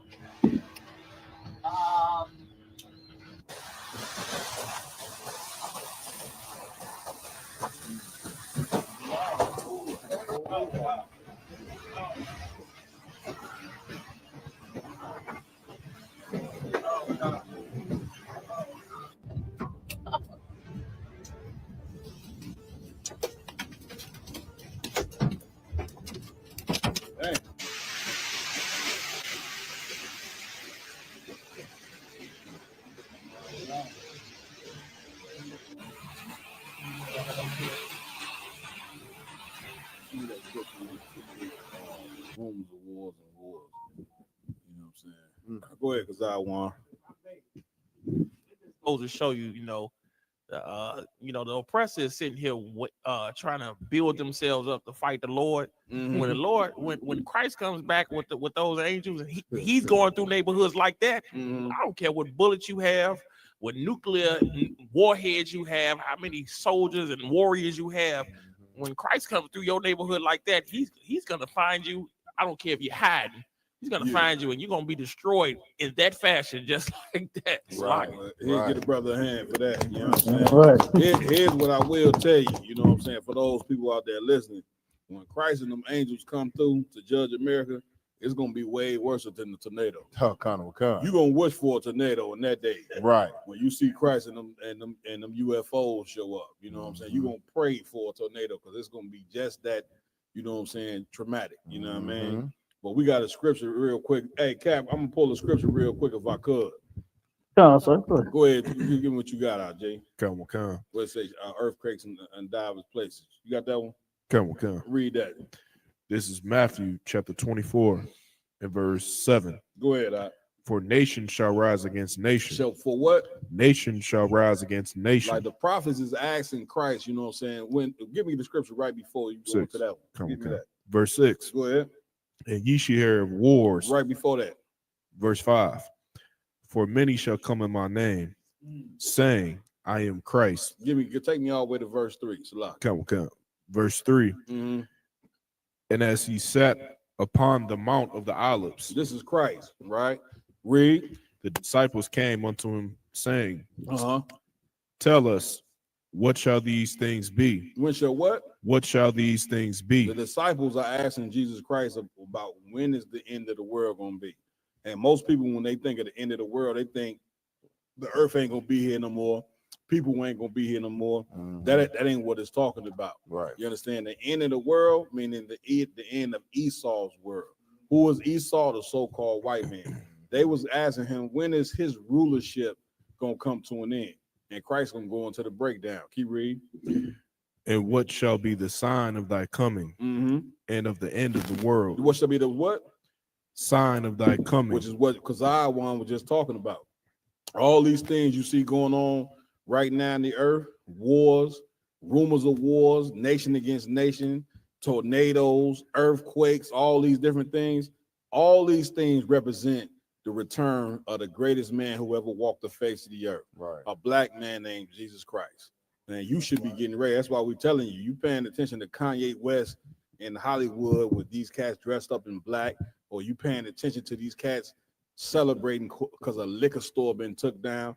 Man, we got some very, very serious days coming, man. You understand? Like, you better get serious about serving and obeying the Most High. That's what time it is. Keep reading now. Come. Come on. Verse 4. Go ahead. And Yahushua answered and said unto them, Take heed that no man deceive you. Take heed that what? No man deceive you. Keep reading. For many shall come in my name, saying, I am Christ. I am what? I am Christ. And many shall come in my name saying, I am Christ. You know that already happened. That's what that white Jesus represents. Here's the sad. Here's the sad part about that. That ain't Christ. Right. Every religion that you following, you know what I'm saying, is a representation of a false Christ. Whether you a Baptist, a Episcopalian, a Jehovah Witness, it don't matter. You know what I mean? Whatever sect of the Christian church you in, that represents, you know what I'm saying, a Christ that is not real. You understand it? Like the Christ that's in that Bible is different from what's being taught in your church. And that's why he's saying many false Christs shall arise. Right. Not just the philosophy, but these preachers as well. You understand, who claim to be followers of Christ. Keep reading. Come. Come on. And shall deceive many. And shall do what? Deceive and many. Majority of the people are totally deceived about the truth. Keep reading. And ye shall hear, excuse me. And ye shall hear of wars. You should hear what? Wars. Ain't you hearing that right now? Get me right on that, my yard. You hearing the wars? You know what I'm saying? Right now in the Middle East, are they having wars? Keep reading. And rumors of wars. And what? Rumors. How many rumors of wars are we hearing? You understand? Every day you hearing the rumor of a war. You understand? Iran going to eventually go to war with the Israelis. Right. Iran going to eventually go to war with America. America going to eventually go to war with Russia. China going to eventually go to war with the United States and Taiwan. You hearing the wars, you seeing the wars, and you hearing the rumors of war. Right. Keep reading. Go ahead.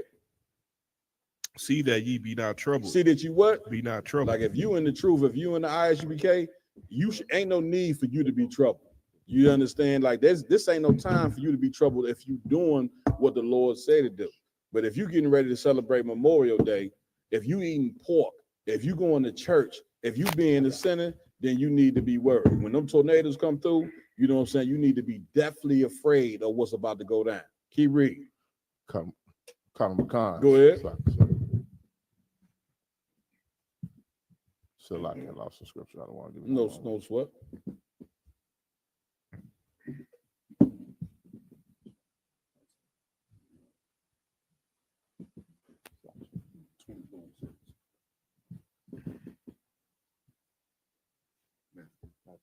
Please, quickly. It's like sir. It's the book of Matthew, 24 and verse 6. Go ahead. And ye shall hear wars and rumors of wars. Go ahead. See that ye be not troubled. Go ahead. For all these things must come to pass. All these things what? Must come to pass. All these things are coming to pass, you know what I'm saying, to warn you, to basically give you a warning to stop playing. Like if you in St. Louis and you haven't joined Captain Dagal Gabar, or if you in the state of Missouri and you haven't joined Captain Dagal Gabar, you dropping the ball. Right. You understand? You seeing these wars and you seeing rumors of wars. You seeing earthquakes and all these different things take place. Christ warned you that these things would take place before the end come. You understand? And therefore, you didn't drop the ball if you haven't joined Captain Dagal Gabar, you know what I'm saying, in his plight to raise Black Hispanics and Native American Indians. You have dropped the ball, man. And if you are in the city of St. Louis, you better take that tornado as a goddamn warning for the Most High. That's right. For not joining a brother, you know what I'm saying, who been putting in work for about how long you been in the truth, Cap? Right at 12 years. 12 years. This brother been in the truth, you know what I'm saying, putting in work, got a school, got a beautiful school, got a van on his own. You know what I'm saying? Got all these things, you know what I'm saying, on his own. What don't he have? Brotherhood. Right. Sisterhood. You understand why? You still believing in that church. You still thinking, you still waiting for white Jesus to drop out the sky with blue eyes and blonde hair, you know what I'm saying, and give you the kingdom of heaven. That white Jesus ain't coming. Right. The kingdom of heaven, they won't even send the Red Cross to you. You understand? They won't even send FEMA to you. You know what I'm saying? Two things, you know what I'm saying, that supposed to help you. Where else did this happen at when Hurricane Katrina hit? What the hell did FEMA do? What the hell did Red Cross do? Oh, they help white people.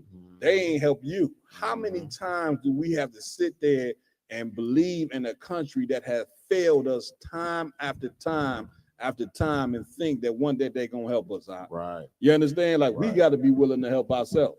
I don't give a damn if FEMA didn't show up. I don't give a damn if the Red Cross didn't show up. Where all the famous celebrities and that, you know what I'm saying, they got all these resources. Why they ain't down in St. Louis to help their people at? I'm coming to you, Chris. Why they ain't down there to do that? Why? They don't give a damn. Damn right. You understand? Because in this place, we taught to be individuals. We ain't taught to be a nation. When you think you're a part of America, you damn sure don't think you give a damn about the problems that exist amongst black people. Sir. Because where's the aid? There ain't no aid down there for these brothers and sisters. Right. You understand? They in total despair down in that city right now. You understand? Finish that scripture if you could. Please. For all these things must come to pass, but the end is not yet. But the what? The end is not yet. Is it what the part where it say earthquakes and diverse next places? verse, sir. Read that. Verse 7. For nation shall rise against nation, and kingdom against kingdom. What? And kingdom against kingdom. Read. And there shall be famines. And there should be what? Famines. Just famine is coming. You understand? In a minute, you know they're gonna deal with them food stamps. You know what I'm saying? You getting them food stamps now. You know what I'm saying? But in about 2 seconds, when you can't get food stamps, black people are gonna be in hell. Famine is coming to this place here. God, why do we have God got to destroy America? Because of all the evil that take place, man. Don't you know this? The Most High, this earth can't continue to go in the direction that it's going. Or mankind would just destroy himself. Especially black people. You see, we destroying ourselves now. So that means the Lord have to destroy something and rebuild it. America definitely got to be this place so diabolical that you think the diabolicalness is good. Right. You understand? Things that the Lord said is an abomination, you look at it as something that's glorious. Right. The Lord say 2 men shouldn't be together. You look at that like that's a beautiful thing. The Lord say 2 women shouldn't be together. You look at that like that's a beautiful thing. You understand? Don't you know the Most High gonna destroy this place? Right. That's like he did Sodom and why you think he destroyed Sodom and Gomorrah, you big dummy? Right. The hell you reading the Bible? What did you read? What do you understand? You understand? When you disobey the Most High, he is going to come through and destroy the place and the people that disobey what he say. Keep reading. Please. And pestilences. And what? And pestilences. Diseases. Keep reading. And earthquakes. And what? And earthquakes. And that's what this represents. Even though it was an actual earthquake, it was a tornado, but it goes in the same field.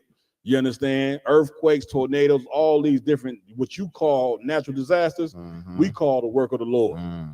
You understand? This is by the hand of the Most High. Don't nothing happen in this earth unless the Lord wanted to happen. And the city of St. Louis, man, listen, you got a ton of wickedness going on in that city right now. I believe St. Louis been a murder capital a few times. You got a ton of churches in there that ain't doing absolutely nothing to help the people, and the Most High got fed up with it and sent a damn tornado through there, and then that's that. All right. If I could, Cap, my the point you're bringing out is so heavy, Cap. And here's one thing that our people need to consider: if the Christian church is the answer, if the Christian church is so great, when natural disasters like that happen, when Hurricane Katrina happened, when all these other things happen, when that tornado happened in St. Louis, the Christian church, the Black Christian church makes an estimated $19 billion a year collectively. $19 billion. We shouldn't have to wait on FEMA. We shouldn't have to wait on the Red Cross. We shouldn't have to wait on nobody. If the Christian church is the answer, if the Christian church is the solution for Black people, then where the hell are they at? That's it. You know what I mean? With $19 billion, that's not buying power. Like they talk about how much buying power Black people have. No, that is what they make annually. Are we still being heard? Okay, go ahead. That's what they make annually on their tithes and their offerings. Right. You know what I mean? So when something like this happens in a Black community, so the first thing that we should see coming out there with trucks of food and clothes and provisions and helping people repair their homes and get back on their feet should be the goddamn Christian church that Black people worship so much. Give it up. I gotta ask Dagal Gabar. Cap, you there? Come on, sir. Get me right on this. What is the church doing? Giving out pork hot dogs and potato chips. The brother said pork hot dogs and potato chips. So they basically not doing anything. I said they basically not doing anything. Well, there is 1,700. We're surrounded. Our school is surrounded by 1,700 Christian churches in the city of St. Louis. And like Maya just said, they don't do anything when disasters like this happen.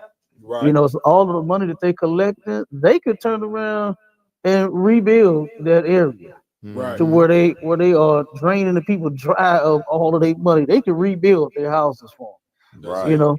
But they not gonna do it. And they don't do anything. They haven't done it. Matter of fact, it's 1, 2, 3, 4, 5. I think it's 5 churches right by us. Right. Right by us, 5 churches. And I haven't seen not one of those churches out there doing anything as far as, Now, Cap, I know you got a lecture coming up. When is your lecture? It's scheduled for June the 14th. What's the prospects on that looking like it's gonna happen? That I just spoke with the library again today when we had it booked that, and they said it more than likely is not going to happen because of the devastation that hit the library. The library, that's what I did not know at first, was that the tornado hit that part of the city. You know what I mean?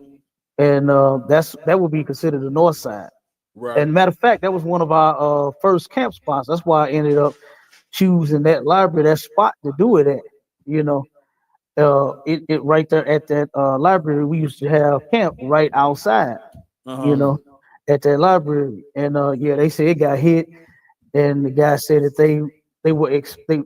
just was talking, expecting to be open this week, but he said from the damages, he said he don't look like. He said he pretty much canceled that lecture and any other event going on. You know, he said because it was a lot of damage to the library. Man, well, listen, that lecture or no lecture, you know what I'm saying? The ISUBK will be down in the city of St. Louis, you know what I'm saying? Commander Jenny Hunter is sending troops down there. I'm coming down there as well. ISUBK Chicago, a couple other Midwest camps I know going to be falling down on the city very soon to come up there and show you some support, Cap. You know what I mean? In the city of St. Louis, some support. You know what I mean? Come out there, pass out some water, some sandwiches, you know what I mean? Some toiletries and whatever, and find out what other ways that we can help the people. We definitely coming out there to put boots to the ground. Commander Jenny Hunter going for sure send help, you know what I mean, aid down there to the city. Anything closing words? Because I know you got your own podcast you finna get ready to do. Any closing words or anything you want to say about this whole situation, Cap? I just wanted to say, kind of piggyback off what you said as far as all of the evil that's going on in the city of St. Louis. I had made a post, right? Here recently, since they so-called legalized marijuana, boy, I mean, it's like nowhere you can go in the city of St. Louis without smelling that weed, right? It took, let me see, the tornado hit Friday, Saturday, I didn't smell no weed. You know, I know you did. I did not smell no weed, and I posted. I said it's a shame. It's a shame that the Most High had to almost kill everybody in order to get you to stop smoking your drugs. And that's what my lecture was about, you know, about the drugs. I wanted to go into the use, because you remember the first one that I did, I kind of went and covered all of the dope because our people at that point started using everything here in St. Louis. Every drug, you know how they classify drugs like black people drugs, white people drugs. Yeah. Brothers and sisters was doing the white drugs even. You know, and then what hit so hard now is that fentanyl. The fentanyl in their weed. And you know what? To my surprise, Sunday I started smelling the ganja again. Sunday I started smelling the bud again. I said, God, man, it ain't been a whole 48 hours. Right. You know what I mean? And they back at it. They're driving now that they got the lights back on in certain areas. You know. They almost restored all of the power. They back to driving stupid. You know, I said, man, it ain't even been a month, and they about to go right back to it. And one thing that a lot of people are excited about is like, oh man, I'm happy to see my people coming together. I hate that the only thing we can come together for is a funeral or for a disaster like this. Right. You know, so we can all come together and sweep up the street, but we can't come together and not molest each other's children, not sleep with each other's wives. Like you said, the murder capital cap. St. Louis was the murder capital and the STD capital, I think, for like 5 years in a row. So we can't come together and say, you know what, let's stop sleeping with these hoes. Let's stop going to strip clubs. Let's stop smoking weed and selling drugs to each other. We can't come together for that. But everybody in the city right now is so excited about how we're coming together to help clean up the trash and the debris and the roofs from out of the street. But we won't come together in righteousness, you know what I mean, and not sell drugs to each other. We won't come together and say, you know what, no more getting high. You know, so let's come together. Let's be sober, you know. So I mean, it's a shame, like, and what y'all was bringing out earlier about how the Christian church is so excited about taking down a liquor store when Christianity is the problem. Right. That's the problem. And that's the problem. Real quick, if I could just interject one second. Isn't Missouri and St. Louis a Midwest Bible Belt? God, sir, it is. It is. Explain what a Bible Belt is, if you could. Okay, that's where they claim to live by the Bible, you know, and they really do not. They absolutely do not. The white man doesn't. Of course, look at what he does. Like you said, this place will allow you to be gay and lesbian and just do every abominable thing against God, you know. And then our people that follow that Christianity, they doing the same thing. They're not following it either. Like I said, it's 1,700 Christian churches in the city of St. Louis alone. You know, so talk about a Bible Belt. It's surrounded. It's just all over the place. You know, you mean to tell me them preachers couldn't call on God to stop them, that tornado to come through with 1,700 churches? Right. No. They can't. And wasn't nowhere to be found when the disaster hit. You know what I'm saying? Nowhere to be found. 1,700 black churches, you know what I'm saying? Yeah, they would get together and mobilize the people. Man, once again, you know what I'm saying? This right here shows what happened. Like when you don't have leadership, the proper leadership that you need, man, brother, it's going to be very shameful when you get exposed. Right. Like black people, man, we always get exposed about the lack of leadership. It happened in Katrina, you know what I'm saying? They took all the black people in the city, threw them in the goddamn Superdome, where they was in there, couldn't wash themselves. They in there raping people, sisters was getting raped, you know, fighting over food, you know what I'm saying? Smell like feces, swimming in feces, you know what I'm saying? Like once again, the Lord tried to show you then, like when disaster happened, the kingdom of America, they're gonna show you that the white man is the devil. He's gonna show you he the devil. Right. He's gonna abandon you every time. He abandoned you then, he abandoning the people in St. Louis. And guess what? Your leaders ain't nowhere to be found. Right. Because they so busy worried about kissing the white man's ass every day. Look, black people believe in the white man's kingdom more than he believe in it. Get me right on that, you understand? White people don't even believe in their own kingdom as much as you Negroes do. I'm coming to you 1 second now. You see what I'm saying? How do I know? It's like don't you know the United States of America, more than any country in the world, they got millions of bunkers underground. You know what I'm saying? These white people do. You see what I'm saying? So when these nuclear bombs get to hitting, because white people know these nuclear bombs gonna hit. Don't nobody create no weapon and don't use it. The white man created the gun. And when he created the gun, did he just create it or did he start shooting people? Get me right on this. Maybe I'm an idiot. Maybe I'm an intelligent idiot. Get me right. No, that's a historical fact. Yeah, you know what I'm saying? So when a man creates a weapon, when he created a tank, he creates a tank to use the tank. When he created an airplane to drop bombs out of it, you know what I'm saying? He gonna eventually drop bombs. The white man created nuclear weapons. But guess what? Do what? Use nuclear weapons. Here's the problem. America ain't the only country with nuclear weapons. China got nuclear weapons. North Korea got nuclear weapons.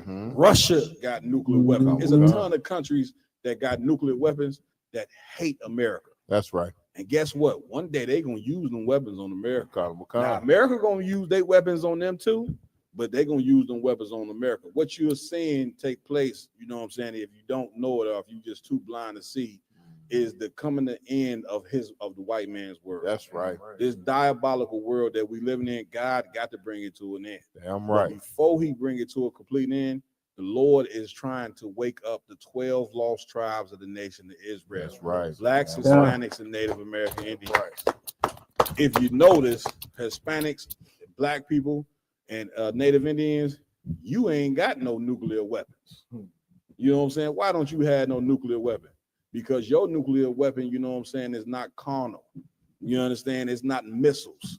It ain't airplanes. It ain't guns. You understand? Your nuclear weapon is the truth. That's right. No, your nuclear weapon is waking up, you know what I'm saying, and coming back to these laws, statutes, and commandments. You have to come back to your morality. That's why you ain't got no tanks and jets and planes, because the Lord don't require that of you. Right. You understand? That nations who use tanks and planes and nuclear weapons, get me right on this, Raj. Those are nations that don't have a God. So they got to have all these different tanks and all that. You understand what I'm saying? We don't need that as black people. We got the Most High, the God of the niggas. That's right. You understand? That Bible right there is a nigga book. If you ever said, where's the book of niggas at? I'd like to see that. I don't know where it's at. You know, it's sitting in your house, dumbass. Right. Problem is, you think it got something to do with white people until you go to Acts 13:1, and it show you that the word they call the prophets nigga in there. You ain't never knew that. Never knew. Church been sitting in your homes for hundreds of years, and you ain't even know that the word niggas in the Bible. You ain't even, you've been letting, you had white Jesus on your wall for hundreds of years. You go in there, it say the man skin like bronze and his head like wool. You understand? But yet the picture been in there for 100 years. Why is this picture up here if he go in there and they tell you that Jesus Christ is a nigga himself? Right. I can go in the Bible and show you where it describes God. Everybody claim they love G-O-D. God is a nigga too. I can go in there and show it to you. That's right. I can go in there and show you. Damn right. See what I'm saying? So, you know what I'm saying? We better wake up, man. If you in St. Louis, you in the Missouri area, you got a captain, you know what I'm saying, there by the name of Dagal Gabar that you need to join. Damn He right. gonna get you prepared. The church ain't gonna get you prepared. Right. You need to be mobilized, especially you Black and Hispanic men. You was born to be a military. You was born with a penis, excuse my language, a rod.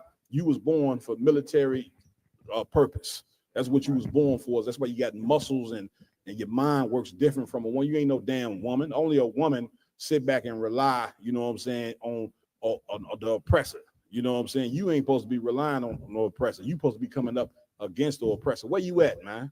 Where you at in this fight, you know what I'm saying, to fix your people? Not just in St. Louis, all over this goddamn country. Where the fuck you at, man? Right. You sitting there watching your people die every goddamn day, and all you could do is, you know what I'm saying, get high. That's your solution. Roll up a blunt. You that weak? Right. Where you letting a plant control your mind, dummy? Right.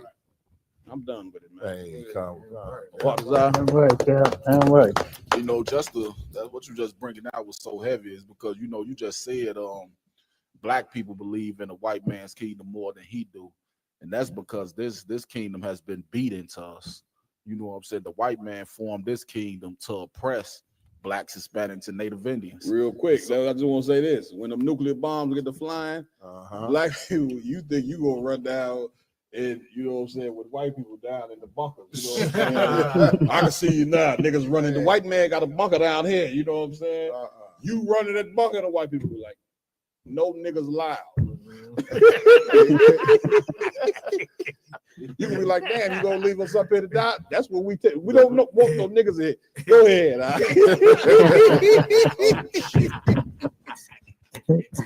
Go ahead. You know what I'm saying? This, you know what I'm saying? The reason the white man know his kingdom is false. You know what I'm saying? Because he know the white man know. Only person don't know who the Black man and Hispanic man is the Black and Hispanic man. You know what I'm saying? So knowing who our God, if you know who the Black and Hispanic man is, you know who his God is as well. You know the God he serves as well, and putting us in a position to serve you like you, God, like the scriptures say. You know what I'm saying? He put himself in, you know what I'm saying? He make himself as an angel of light too, like he the most high. Right. You know what I'm saying? That's it. So what he trying to do is he trying to take the position of the most high and make niggas that speak serve him. Yeah, right. You know what I'm saying? Y'all done? If I could, I don't want, you know what I'm saying, just to piggyback on what all y'all saying, which is super heavy, is the fact that our people believe that, you know what I'm saying, like the white man would never let this war happen. Like they looking at it like, you know what I'm saying, ain't no way he gonna stop all of what he got going on to let this war happen. Right. You know what I'm saying? So they are putting all their eggs in America basket to say like this white man ain't finna let this money stop. He gonna make sure that this war do not happen. Yeah, this is what they doing. This is what they believe. But listen, I can tell you like this: the average white man, get me right on this, I will alum. You know what I'm saying? The average white man got about how many guns?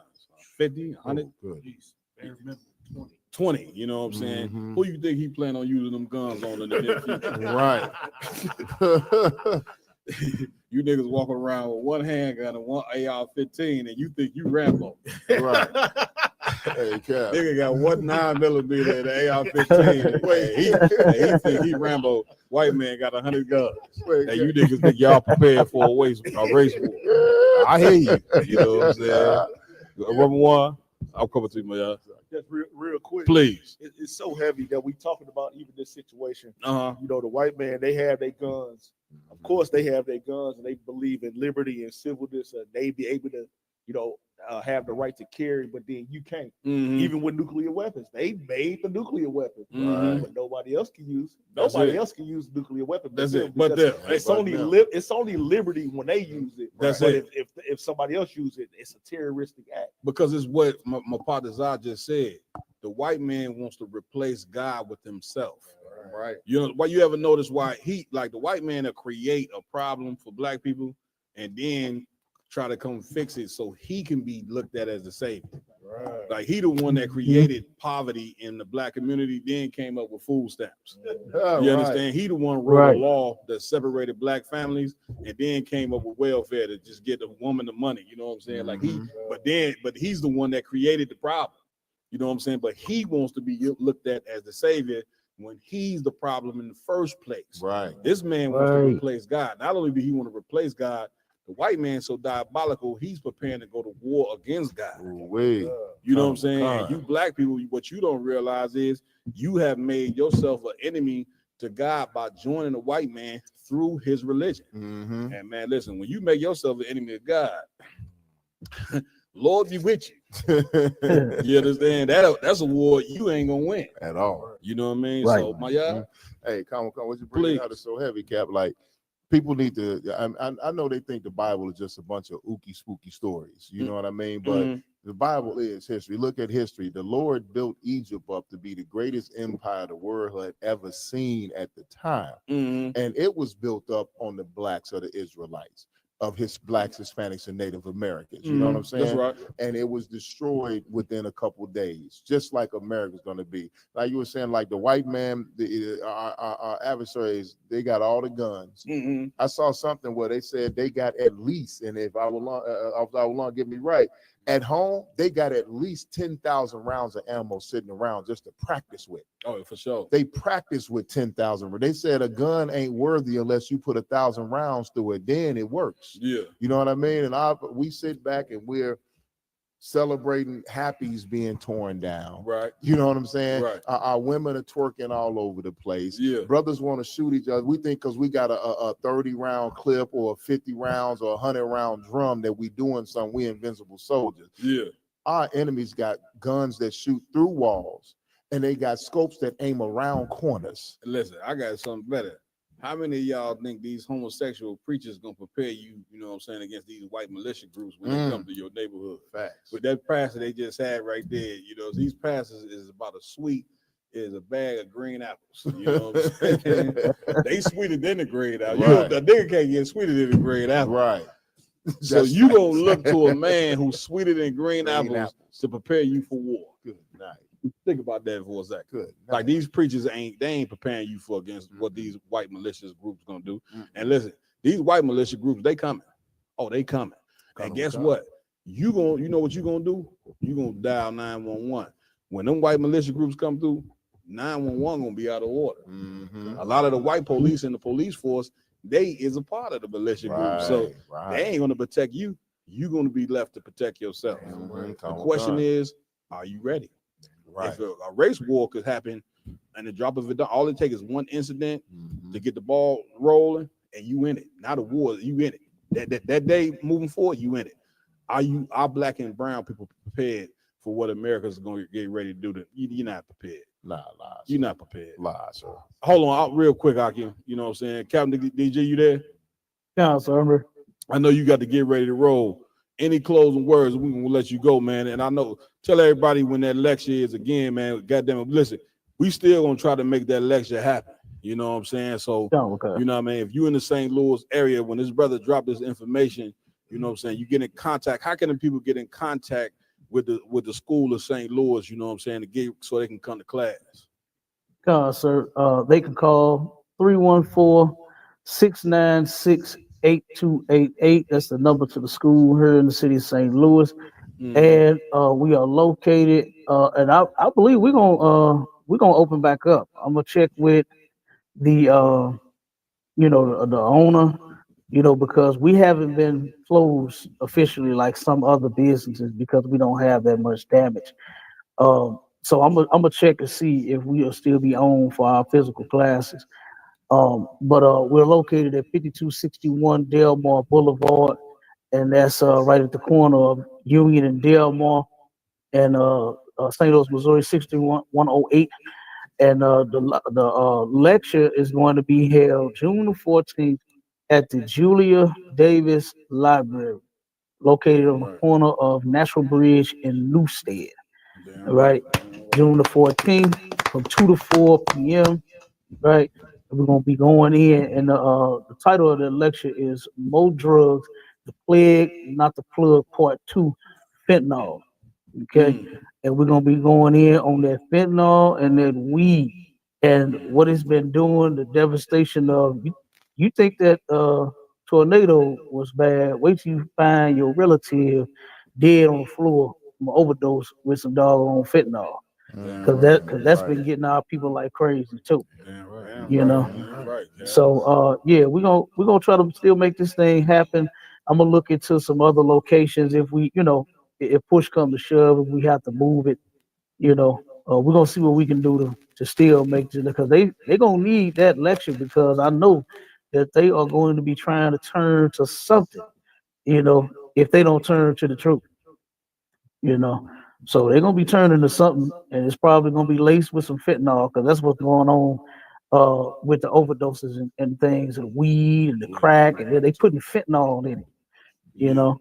So the people that's been affected with this tornado and stuff like that, if they don't turn to this truth, like what you said, Cap, they're gonna end up turning, and it's probably gonna be some drug, and it's gonna end up taking them out of here. So, but that's why the manager in Hannah sent us out here to help fix all of that. Damn right. Listen, man, Cap, we appreciate you joining us. I know you got your own podcast. You about to dive into it, whatever. What I will tell you is, Captain Mark Quad and IHBK Chicago, we will be down there for your lecture. We will be coming down to the city of St. Louis to help the people, you know what I'm saying, on during that time and date. So expect to see my face and the men that roll with me in this work. You know what I mean? So big up to you and all the work that you do. The water, Cap, for having me on too, sir. Man, ain't no sweat. We're gonna let you go, Cap, you know what I'm saying? But when we let you go, also Ramawan is gonna play the promotion for your lecture, so everybody can take a look at what's going on. We can salute the brother out. Yabashim Yashabakata. Yabashim Yashabakatam.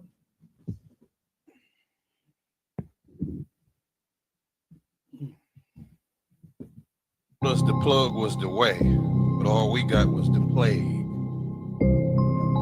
From the crack epidemic to fentanyl, they flood the streets and destroy our family. The game was never meant to make us kings, it was meant to make us slaves. Truth must be told, drug dealers ain't heroes.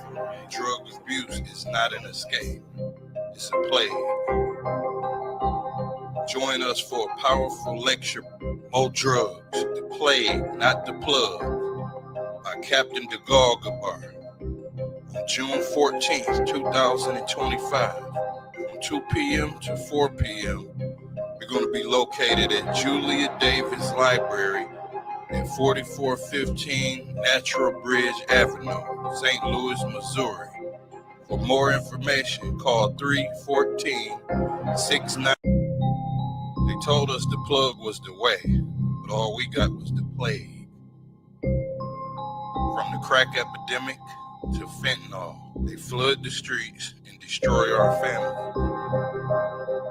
The game was never meant to make us kings, it was meant to make us slaves. The truth must be told, drug dealers ain't heroes. Drug abuse is not an escape, it's a plague. Join us for a powerful lecture, More Drugs, the Plague, Not the Plug, by Captain Dagal Gabar, on June 14th, 2025, from 2 p.m. to 4 p.m. We're going to be located at Julia Davis Library at 4415 Natural Bridge Avenue, St. Louis, Missouri. For more information, call 314-696-8288. More Drugs, the Plague, Not the Plug, by Captain Dagal Gabar.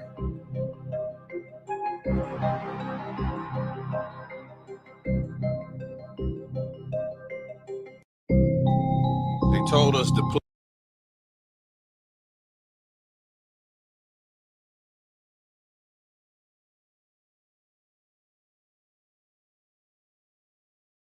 2025. Right. His lecture is going to be off the chain. That's right. And Captain Dagal Gabar is a lecture maniac. Right. You understand? He has all the lectures posted up in the school down there in St. Louis.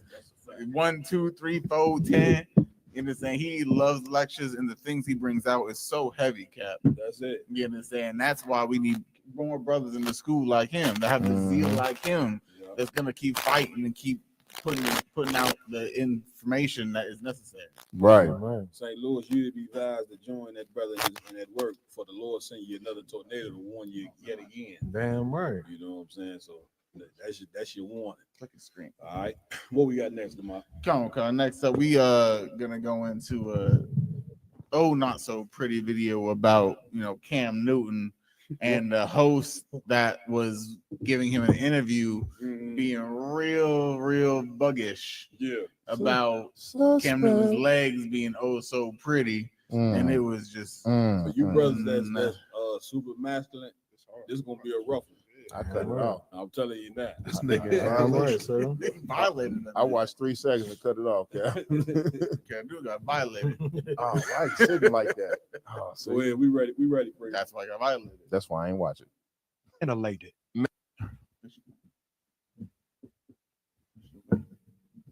Oh man, what?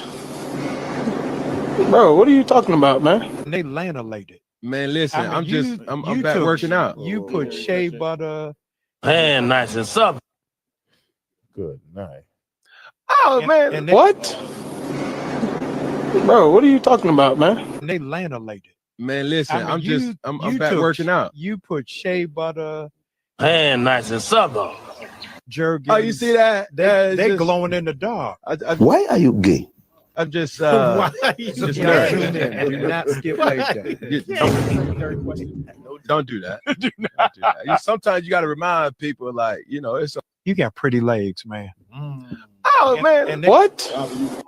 Please. I have seen Where we going? Y'all done? Salaki, sir. Please. For one, the brother is in violation of what he got on.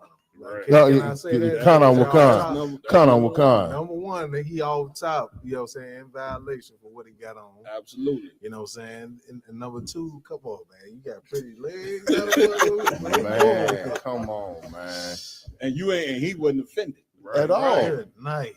IJ, I was gonna say what you just said, Cap. Automatically, we finna fight. That's it. That's it. I got pretty. What you mean by that? That's it. Come on, LeVar. Oh God, we got like Cam Newton. He was one of the, I would say, at a period of time, he's one of the greatest quarterbacks to be around. That's a masculine, yeah. Dominating the NFL, arena. You understand?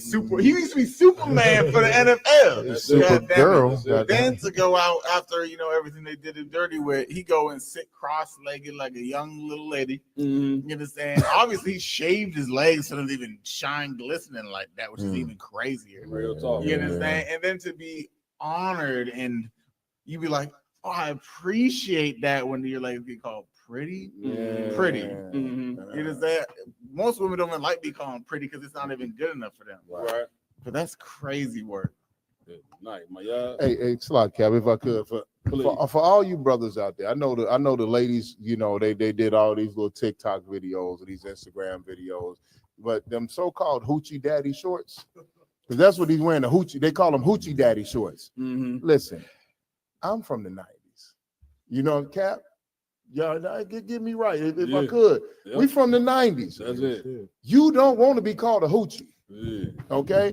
Them shorts that he wears in violation. Them in violations of manhood law 101. Thou shalt not dress like a female. Yeah. Period, point blank. Yeah. He got his legs out. And then when the brother complimented him on his legs, he uncrossed the legs and kind of opened his legs up and rubbing them like that's the first time I really watched that whole video, Cap. Yeah, that's too much. Cam got the brother in there got the bug. The brother is the bug. Yeah, and and Cam got the bug. He's trying to bite Cam. He's trying to get a bite. Hey, real quick. My dude Armstrong said, he said where at online, Facebook. I'm not sure what he asking. Aron, the brother Abdul Armstrong. Okay. But what I like to say, you know what I'm saying, like y'all, to piggyback on what y'all said, number one, I mean, you can, why would you show up with your legs greased up like that? Shaving and greased up. You know what I mean? Shaving. You know what I'm saying? You showed up with your legs greased up in front of a cat that you know is this cat is damn right. rage at the homosexual.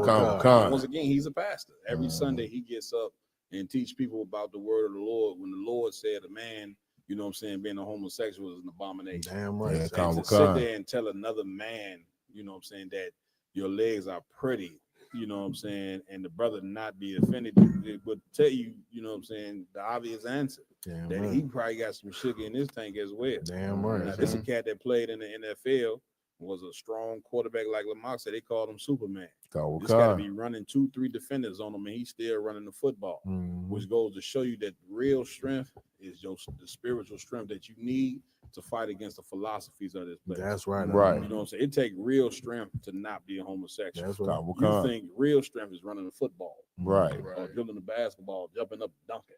You know what I'm saying? That ain't strength. That's just an athletic ability, you know what I'm saying, that the white man benefits off of.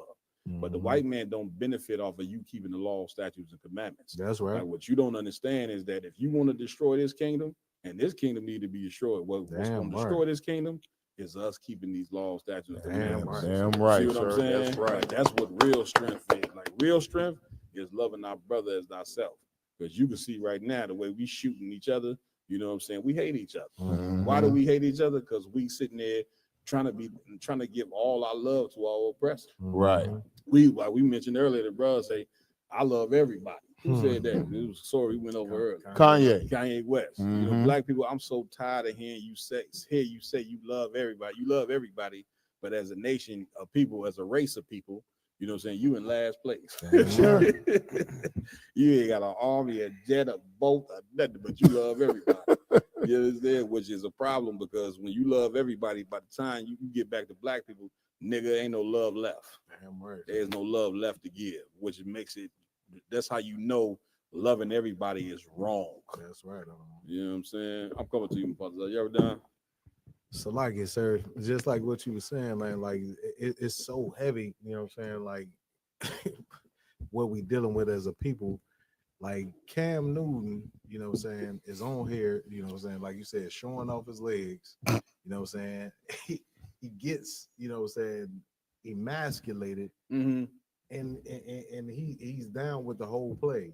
What we have to get back to as black men is taking our masculinity back. That's it. To the point to where it's like things like this, it's a no-go. We're not going for none of this. That's it. That's like, it. Yo, pause, dog. Like, what the fuck? What are we talking about? Man, listen. Cam was supposed to check. Get me right on this. Cam was supposed to check him like that cat in Baltimore checked him that day. He said, man, you ain't gonna come around here doing this.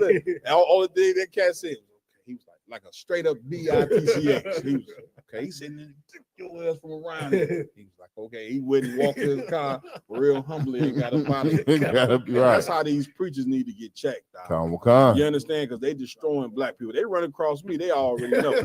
They see me. They turn the other way. You know what I'm saying? Because they already know, man. We ain't trying to hear none of that Christian garbage. We ain't trying to hear nothing about God love everybody. You understand? And you can be whatever sexuality you want. We destroyed behind that. Right. When you are in the UPK and you get that oil poured on your head, understand one of your top jobs up in here is to check these preachers on what they teaching our people. Right, they ought to get checked. You understand? And Cam should have checked this cat, but he didn't check him because obviously he down with the program as well. I told y'all, man, it's just my belief. Nowadays, 8 out of 10 black men is homosexual, which is 80%. Might be higher than that. You know what I'm saying? And give it 5 years, it'll be 9 out of 10. Man, Cat, we should have went over that Boss Man D-Lo. Oh my God, I forgot about that. Let's have that prepared for Sunday with General Manager Boss Man D-Lo. I seen that. Night. But you ain't hear about that? Boss Man D-Lo was texting, you know what I'm saying, the transvestite. Oh, good night. You see what I'm saying? Well, his name is D-Lo. D-Lo, it is D-Lo, right? On the down low. I mean, listen, hiding in plain ain't sight. nowhere safe. Right. Like, and this is why you cannot, this is why you can't just not, come up against homosexuality. When you let homosexuality just run rampant, everybody's going to become homosexual. Because the demon of homosexuality is they not just satisfied. It's a disease. It's a mental illness. But the illness is they not just satisfied with themselves being homosexual. It's something that has to spread. It's like cancer or AIDS. You know what I'm saying? The AIDS just don't stay with one person. The AIDS has to spread. It got to find another victim to get. You understand? It's the same way with homosexuality. When you don't speak against it, and when you tell people it's just okay, and people it's an alternative lifestyle, then it's just gonna spread until eventually everybody is like. And what happened in Sodom and Gomorrah? You better do the research. You can look this up on YouTube. Sodom and Gomorrah was destroyed.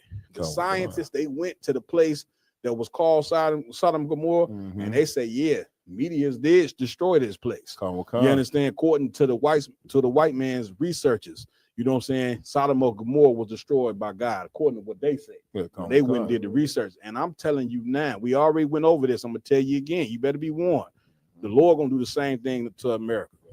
When the Bibles tell you that that it's a place called spiritually Sodom and Egypt, Sodom because of the homosexuality that existed in this place, and Egypt because America was engineered off slavery. That's right. You know what I'm saying? The Lord said He gonna wipe this place off the map. That's right. You see what I'm saying?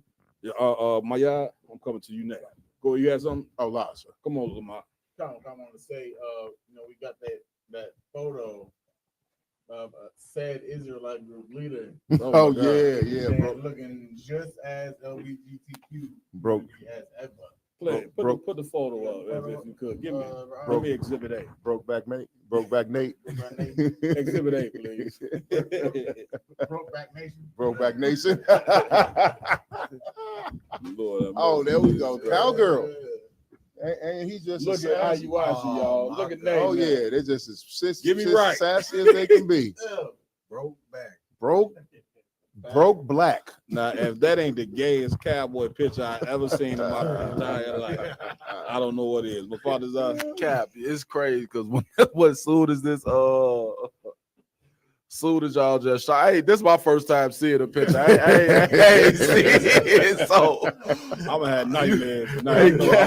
I shouldn't have looked at it. That's so. Now I'm gonna have nightmares. I ain't gonna be able to sleep. And we got to to your retina. Hey, Cap, that song about an LGBTQ dude popped in my head. I'm going to take my horse to the Old Town Road. That's what song should go with this picture right here. Little Nate X. Oh my God! Oh my That's God! See the friends on the t-shirt. Listen, real quick. All I see is sugar and iced tea. This good. It's just too much sweetness in it. Hey, good. Listen, man.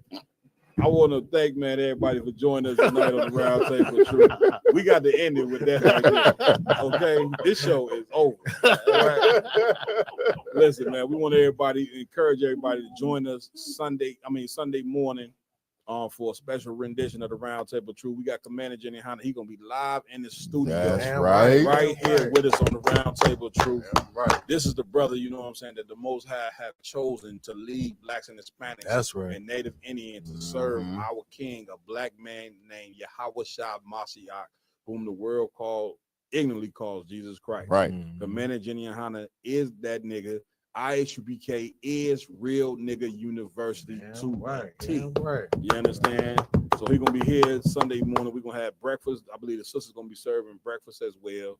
You know what I'm saying? Don't forget also we got camp tomorrow downtown. You understand? On State. Where we at? Magnificent Miles. Michigan Ave. We on Magnificent Mile. We're gonna be out there from 11 a.m. I believe to 5. And then we also we're going to the 312 Awards. 312 Awards. 290 awards. We are for a podcast award. We want y'all to join us for all that. Go to our social medias to check out everything that we're doing in ISUPK Chicago and all over the ISUPK. Brothers doing stuff every day. You know what I mean? So don't forget to join us Sunday morning, you know what I mean, for the joint. That's right. Go ahead, Al. So I just wanted to bring up real quick before we get out. Go ahead. Of course, we implementing people can jump on stage. Of course, if you don't want your face to be seen, we don't have to do that. But we try to make it more interactive. Of course, it's always been an interactive podcast, and we want to make it even more interactive. So today we did a little bit, but Sunday we will be answering questions, if I ain't mistaken, sir, for Commander Junior Hunter. If you got a question, of course, I did put it in a disclaimer for YouTube. Yeah. If you come in with craziness, you won't get back in ever again, and we're gonna cut you out. But of course, if you do have some real questions, some general questions to ask the general or whatever, or even Cap My Quarter, even a brother that's a co-host on the podcast. That's right. You know what I'm saying? Y'all come in, ask questions, man. Be interactive. We try to be the most interactive podcast in America right now. Give it up. You know what I'm saying? So we want everybody to be involved. Make sure y'all, you know what I'm saying? Y'all keep tuning in. Y'all keep on liking, sharing, commenting, and you know what I'm saying? Let this thing get big. Like that's it. Right. Give it up. And then now we not. I said it already. Damn, it's a lock. I kind of did the announcements already. Go ahead, Maya. You had your hand up. Just one announcement, Cabby, if I could. Please. Pay your tithes. You know what I'm saying? That's a fact. Damn right. Pay your tithes. You know what I'm saying? 10% of every increase that you get goes to the priest. You know what I'm saying? And prophets of the Lord. That's right. That's how, because the truth is self-funded. You know what I'm saying? We don't get no grants. We don't get no. They talk about the 401c3 cap like that's something that we're gonna back away from. Look, we don't get no grants. We don't get no monies from the government. We don't get no. This is all self-funded by the men of the ISUPK. Damn right. You know what I mean? Give it up. You know what I'm saying? So with that being said, like the brother said, bring your questions on Sunday morning, man. Commander Jenny Hanna gonna be here right with us. Whatever question you've been wanting to ask about the truth, about God, about Christ, you know what I'm saying, about ISUPK, about the Israelites, Jenny Hanna gonna be here to answer the questions. Damn so right. Bring your questions, you know what I'm saying? Now, you can send your questions early. What's our email they can send their questions to if they got? It's RT of Truth 1969. Just post it in the chat. They're gonna post it in the chat. Post the email in the chat so you can send your question, or you can wait to Sunday to ask your question as well. It don't matter. So with that being said, man, I want to give it up to my co-host to the right, Officer Lamar Yala in the building. You understand? To my left, we got Officer Yara down in the building. Go ahead, plug what you need to plug, Bree. If you want any of the merch, you know what I'm saying, you see on the round table of truth, go to diversitymall.com. Diversitymall.com. You can get your merch. Most sign Christ, give it up. You know what I'm saying? Officer, we got Officer Iowa Lum in the building. Anything you want to say, brother? Yeah, sir. Be on the lookout next week for another segment of the Round Table of Truth, historical proof. The first episode will be dropping next week, as well as the War Report next Thursday. Damn right. Yeah. Hey, Comic Con, and if you could, this Saturday is going to be a little bit early. We're going to start at 8 a.m. You know what I'm saying? So we can get a full day of the work of the Lord in. But every Saturday around the nation, around the world, tune in to the Sabbath service. You know what I'm saying? Well, you will get the full history of our nation from Genesis to Revelations in the ancient Hebrew and in the English, and the proper breakdowns that you're not going to get in that Christian church. Damn right. I understand it. You filling up the Christian church, you know what I'm saying, on Sunday. You know what I'm saying? And they're teaching you lies. Ain't pulled one scripture the whole service on Sunday. Right. You know what I'm saying? He just going off the top of his head. Right. He got a doctorate to teach the word of the Lord. From who? You understand? The white man? You understand? Come to the Sabbath service, man, and truly get taught. That's right. You know what I'm saying? By a certified priest. You know what I mean? Right. With that being said, I want to give it up to all the other mighty men up this in this joint. You know what I'm saying? On our technical team worked hard tonight to fix the sound and everything else that they do. You know what I'm saying? I seen them flipping the screens back and forth and all this. You understand? Brothers have got a new computer, so they over here like Inspector Gadget on that joint. You understand? A rum woman Inspector Gadget his whole life. We got it right what he need. That's like a toy for him. You know what I mean? So big up to Officer Rumman, get a brother a hand. Also to Rob, you know what I mean? Working hard. We works the hell out of Roscoe Rob, and I ain't gonna lie, he had 500, man, but he get work like he had 5,000. You know what I mean? Sometimes the brother don't know whether he going to cover. Well, yeah, this there. Big shout out to Officer Roscoe Rob. Also, you know what I'm saying, in the joint in the building, we got Officer Kazaiwan in the building. Right. You understand? The brothers in charge of the health department. I'm gonna tell you, don't come in here sick. You know what I'm saying? Because that's what he come here for. He ain't come here to listen about no breakdown. Nothing. He come here to see who coughing. You know what I'm saying? And if you coughing, listen, if you coughing, you gotta get clean. The nigga gonna put you on injury reserve. On the bench. Yeah, this man, he don't play no games by his office. I love the hell out of this brother, man. Do a ton of work, you know what I'm saying? Just all over. Great family, man. Take care of kids and all that, man. This is what Commander Jenny Hunter is raising up in here, man. Damn right. We better than your church, man. You understand? Right, damn right. We better than Islam. We better than sports, the UPK, man. We everything. Also, you know what I'm saying? I want to give it up to our unofficial 6 hosts, you know what I'm saying? My partner's you see, nigga got the mic in his hand right now. He ready for a closing The seat right there. We might as well just tell him to pull up right there. And the nigga's the 6 hosts. You understand? We call him the chef of the Midwest because the brother will grill the shit out of some burgers and dogs. Damn right. Listen, grill so many had my stomach hurt the next morning. You know what I'm saying? Because the barbecue, I couldn't stop eating. You know what I'm saying? He over there, look. The bill, I can't tell y'all all the secrets, but y'all know what it is. I'm Captain Mal Quad, man. We'll see y'all Sunday morning right here on the Round Table Truth, 11 a.m. We out. Shalom.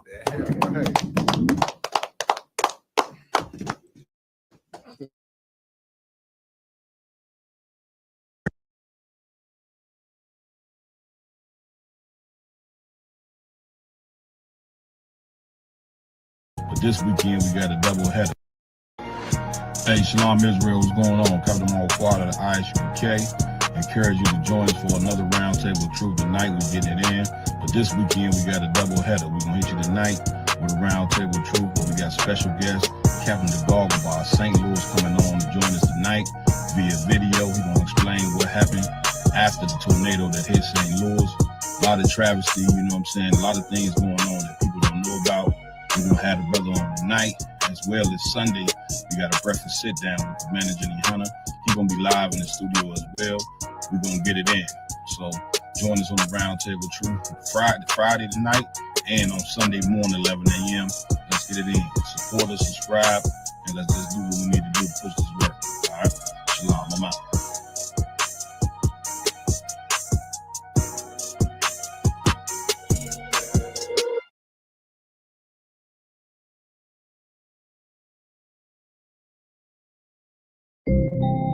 They told us the plug was the way, but all we got was the plague. From the crack epidemic to fentanyl, they flood the streets and destroy our family. The game was never meant to make us kings. It was meant to make us slaves. The truth must be told. Drug dealers ain't heroes. Drug abuse is not an escape. It's a plague. Join us for a powerful lecture, More Drugs, the Plague, Not the Plug, by Captain Dagal Gabar, on June 14th, 2025, from 2 p.m. to 4 p.m. We're going to be located at Julia Davis Library at 4415 Natural Bridge Avenue, St. Louis, Missouri. For more information, call 314-696-8288. More Drugs, the Plague, Not the Plug, by Captain Dagal Gabar.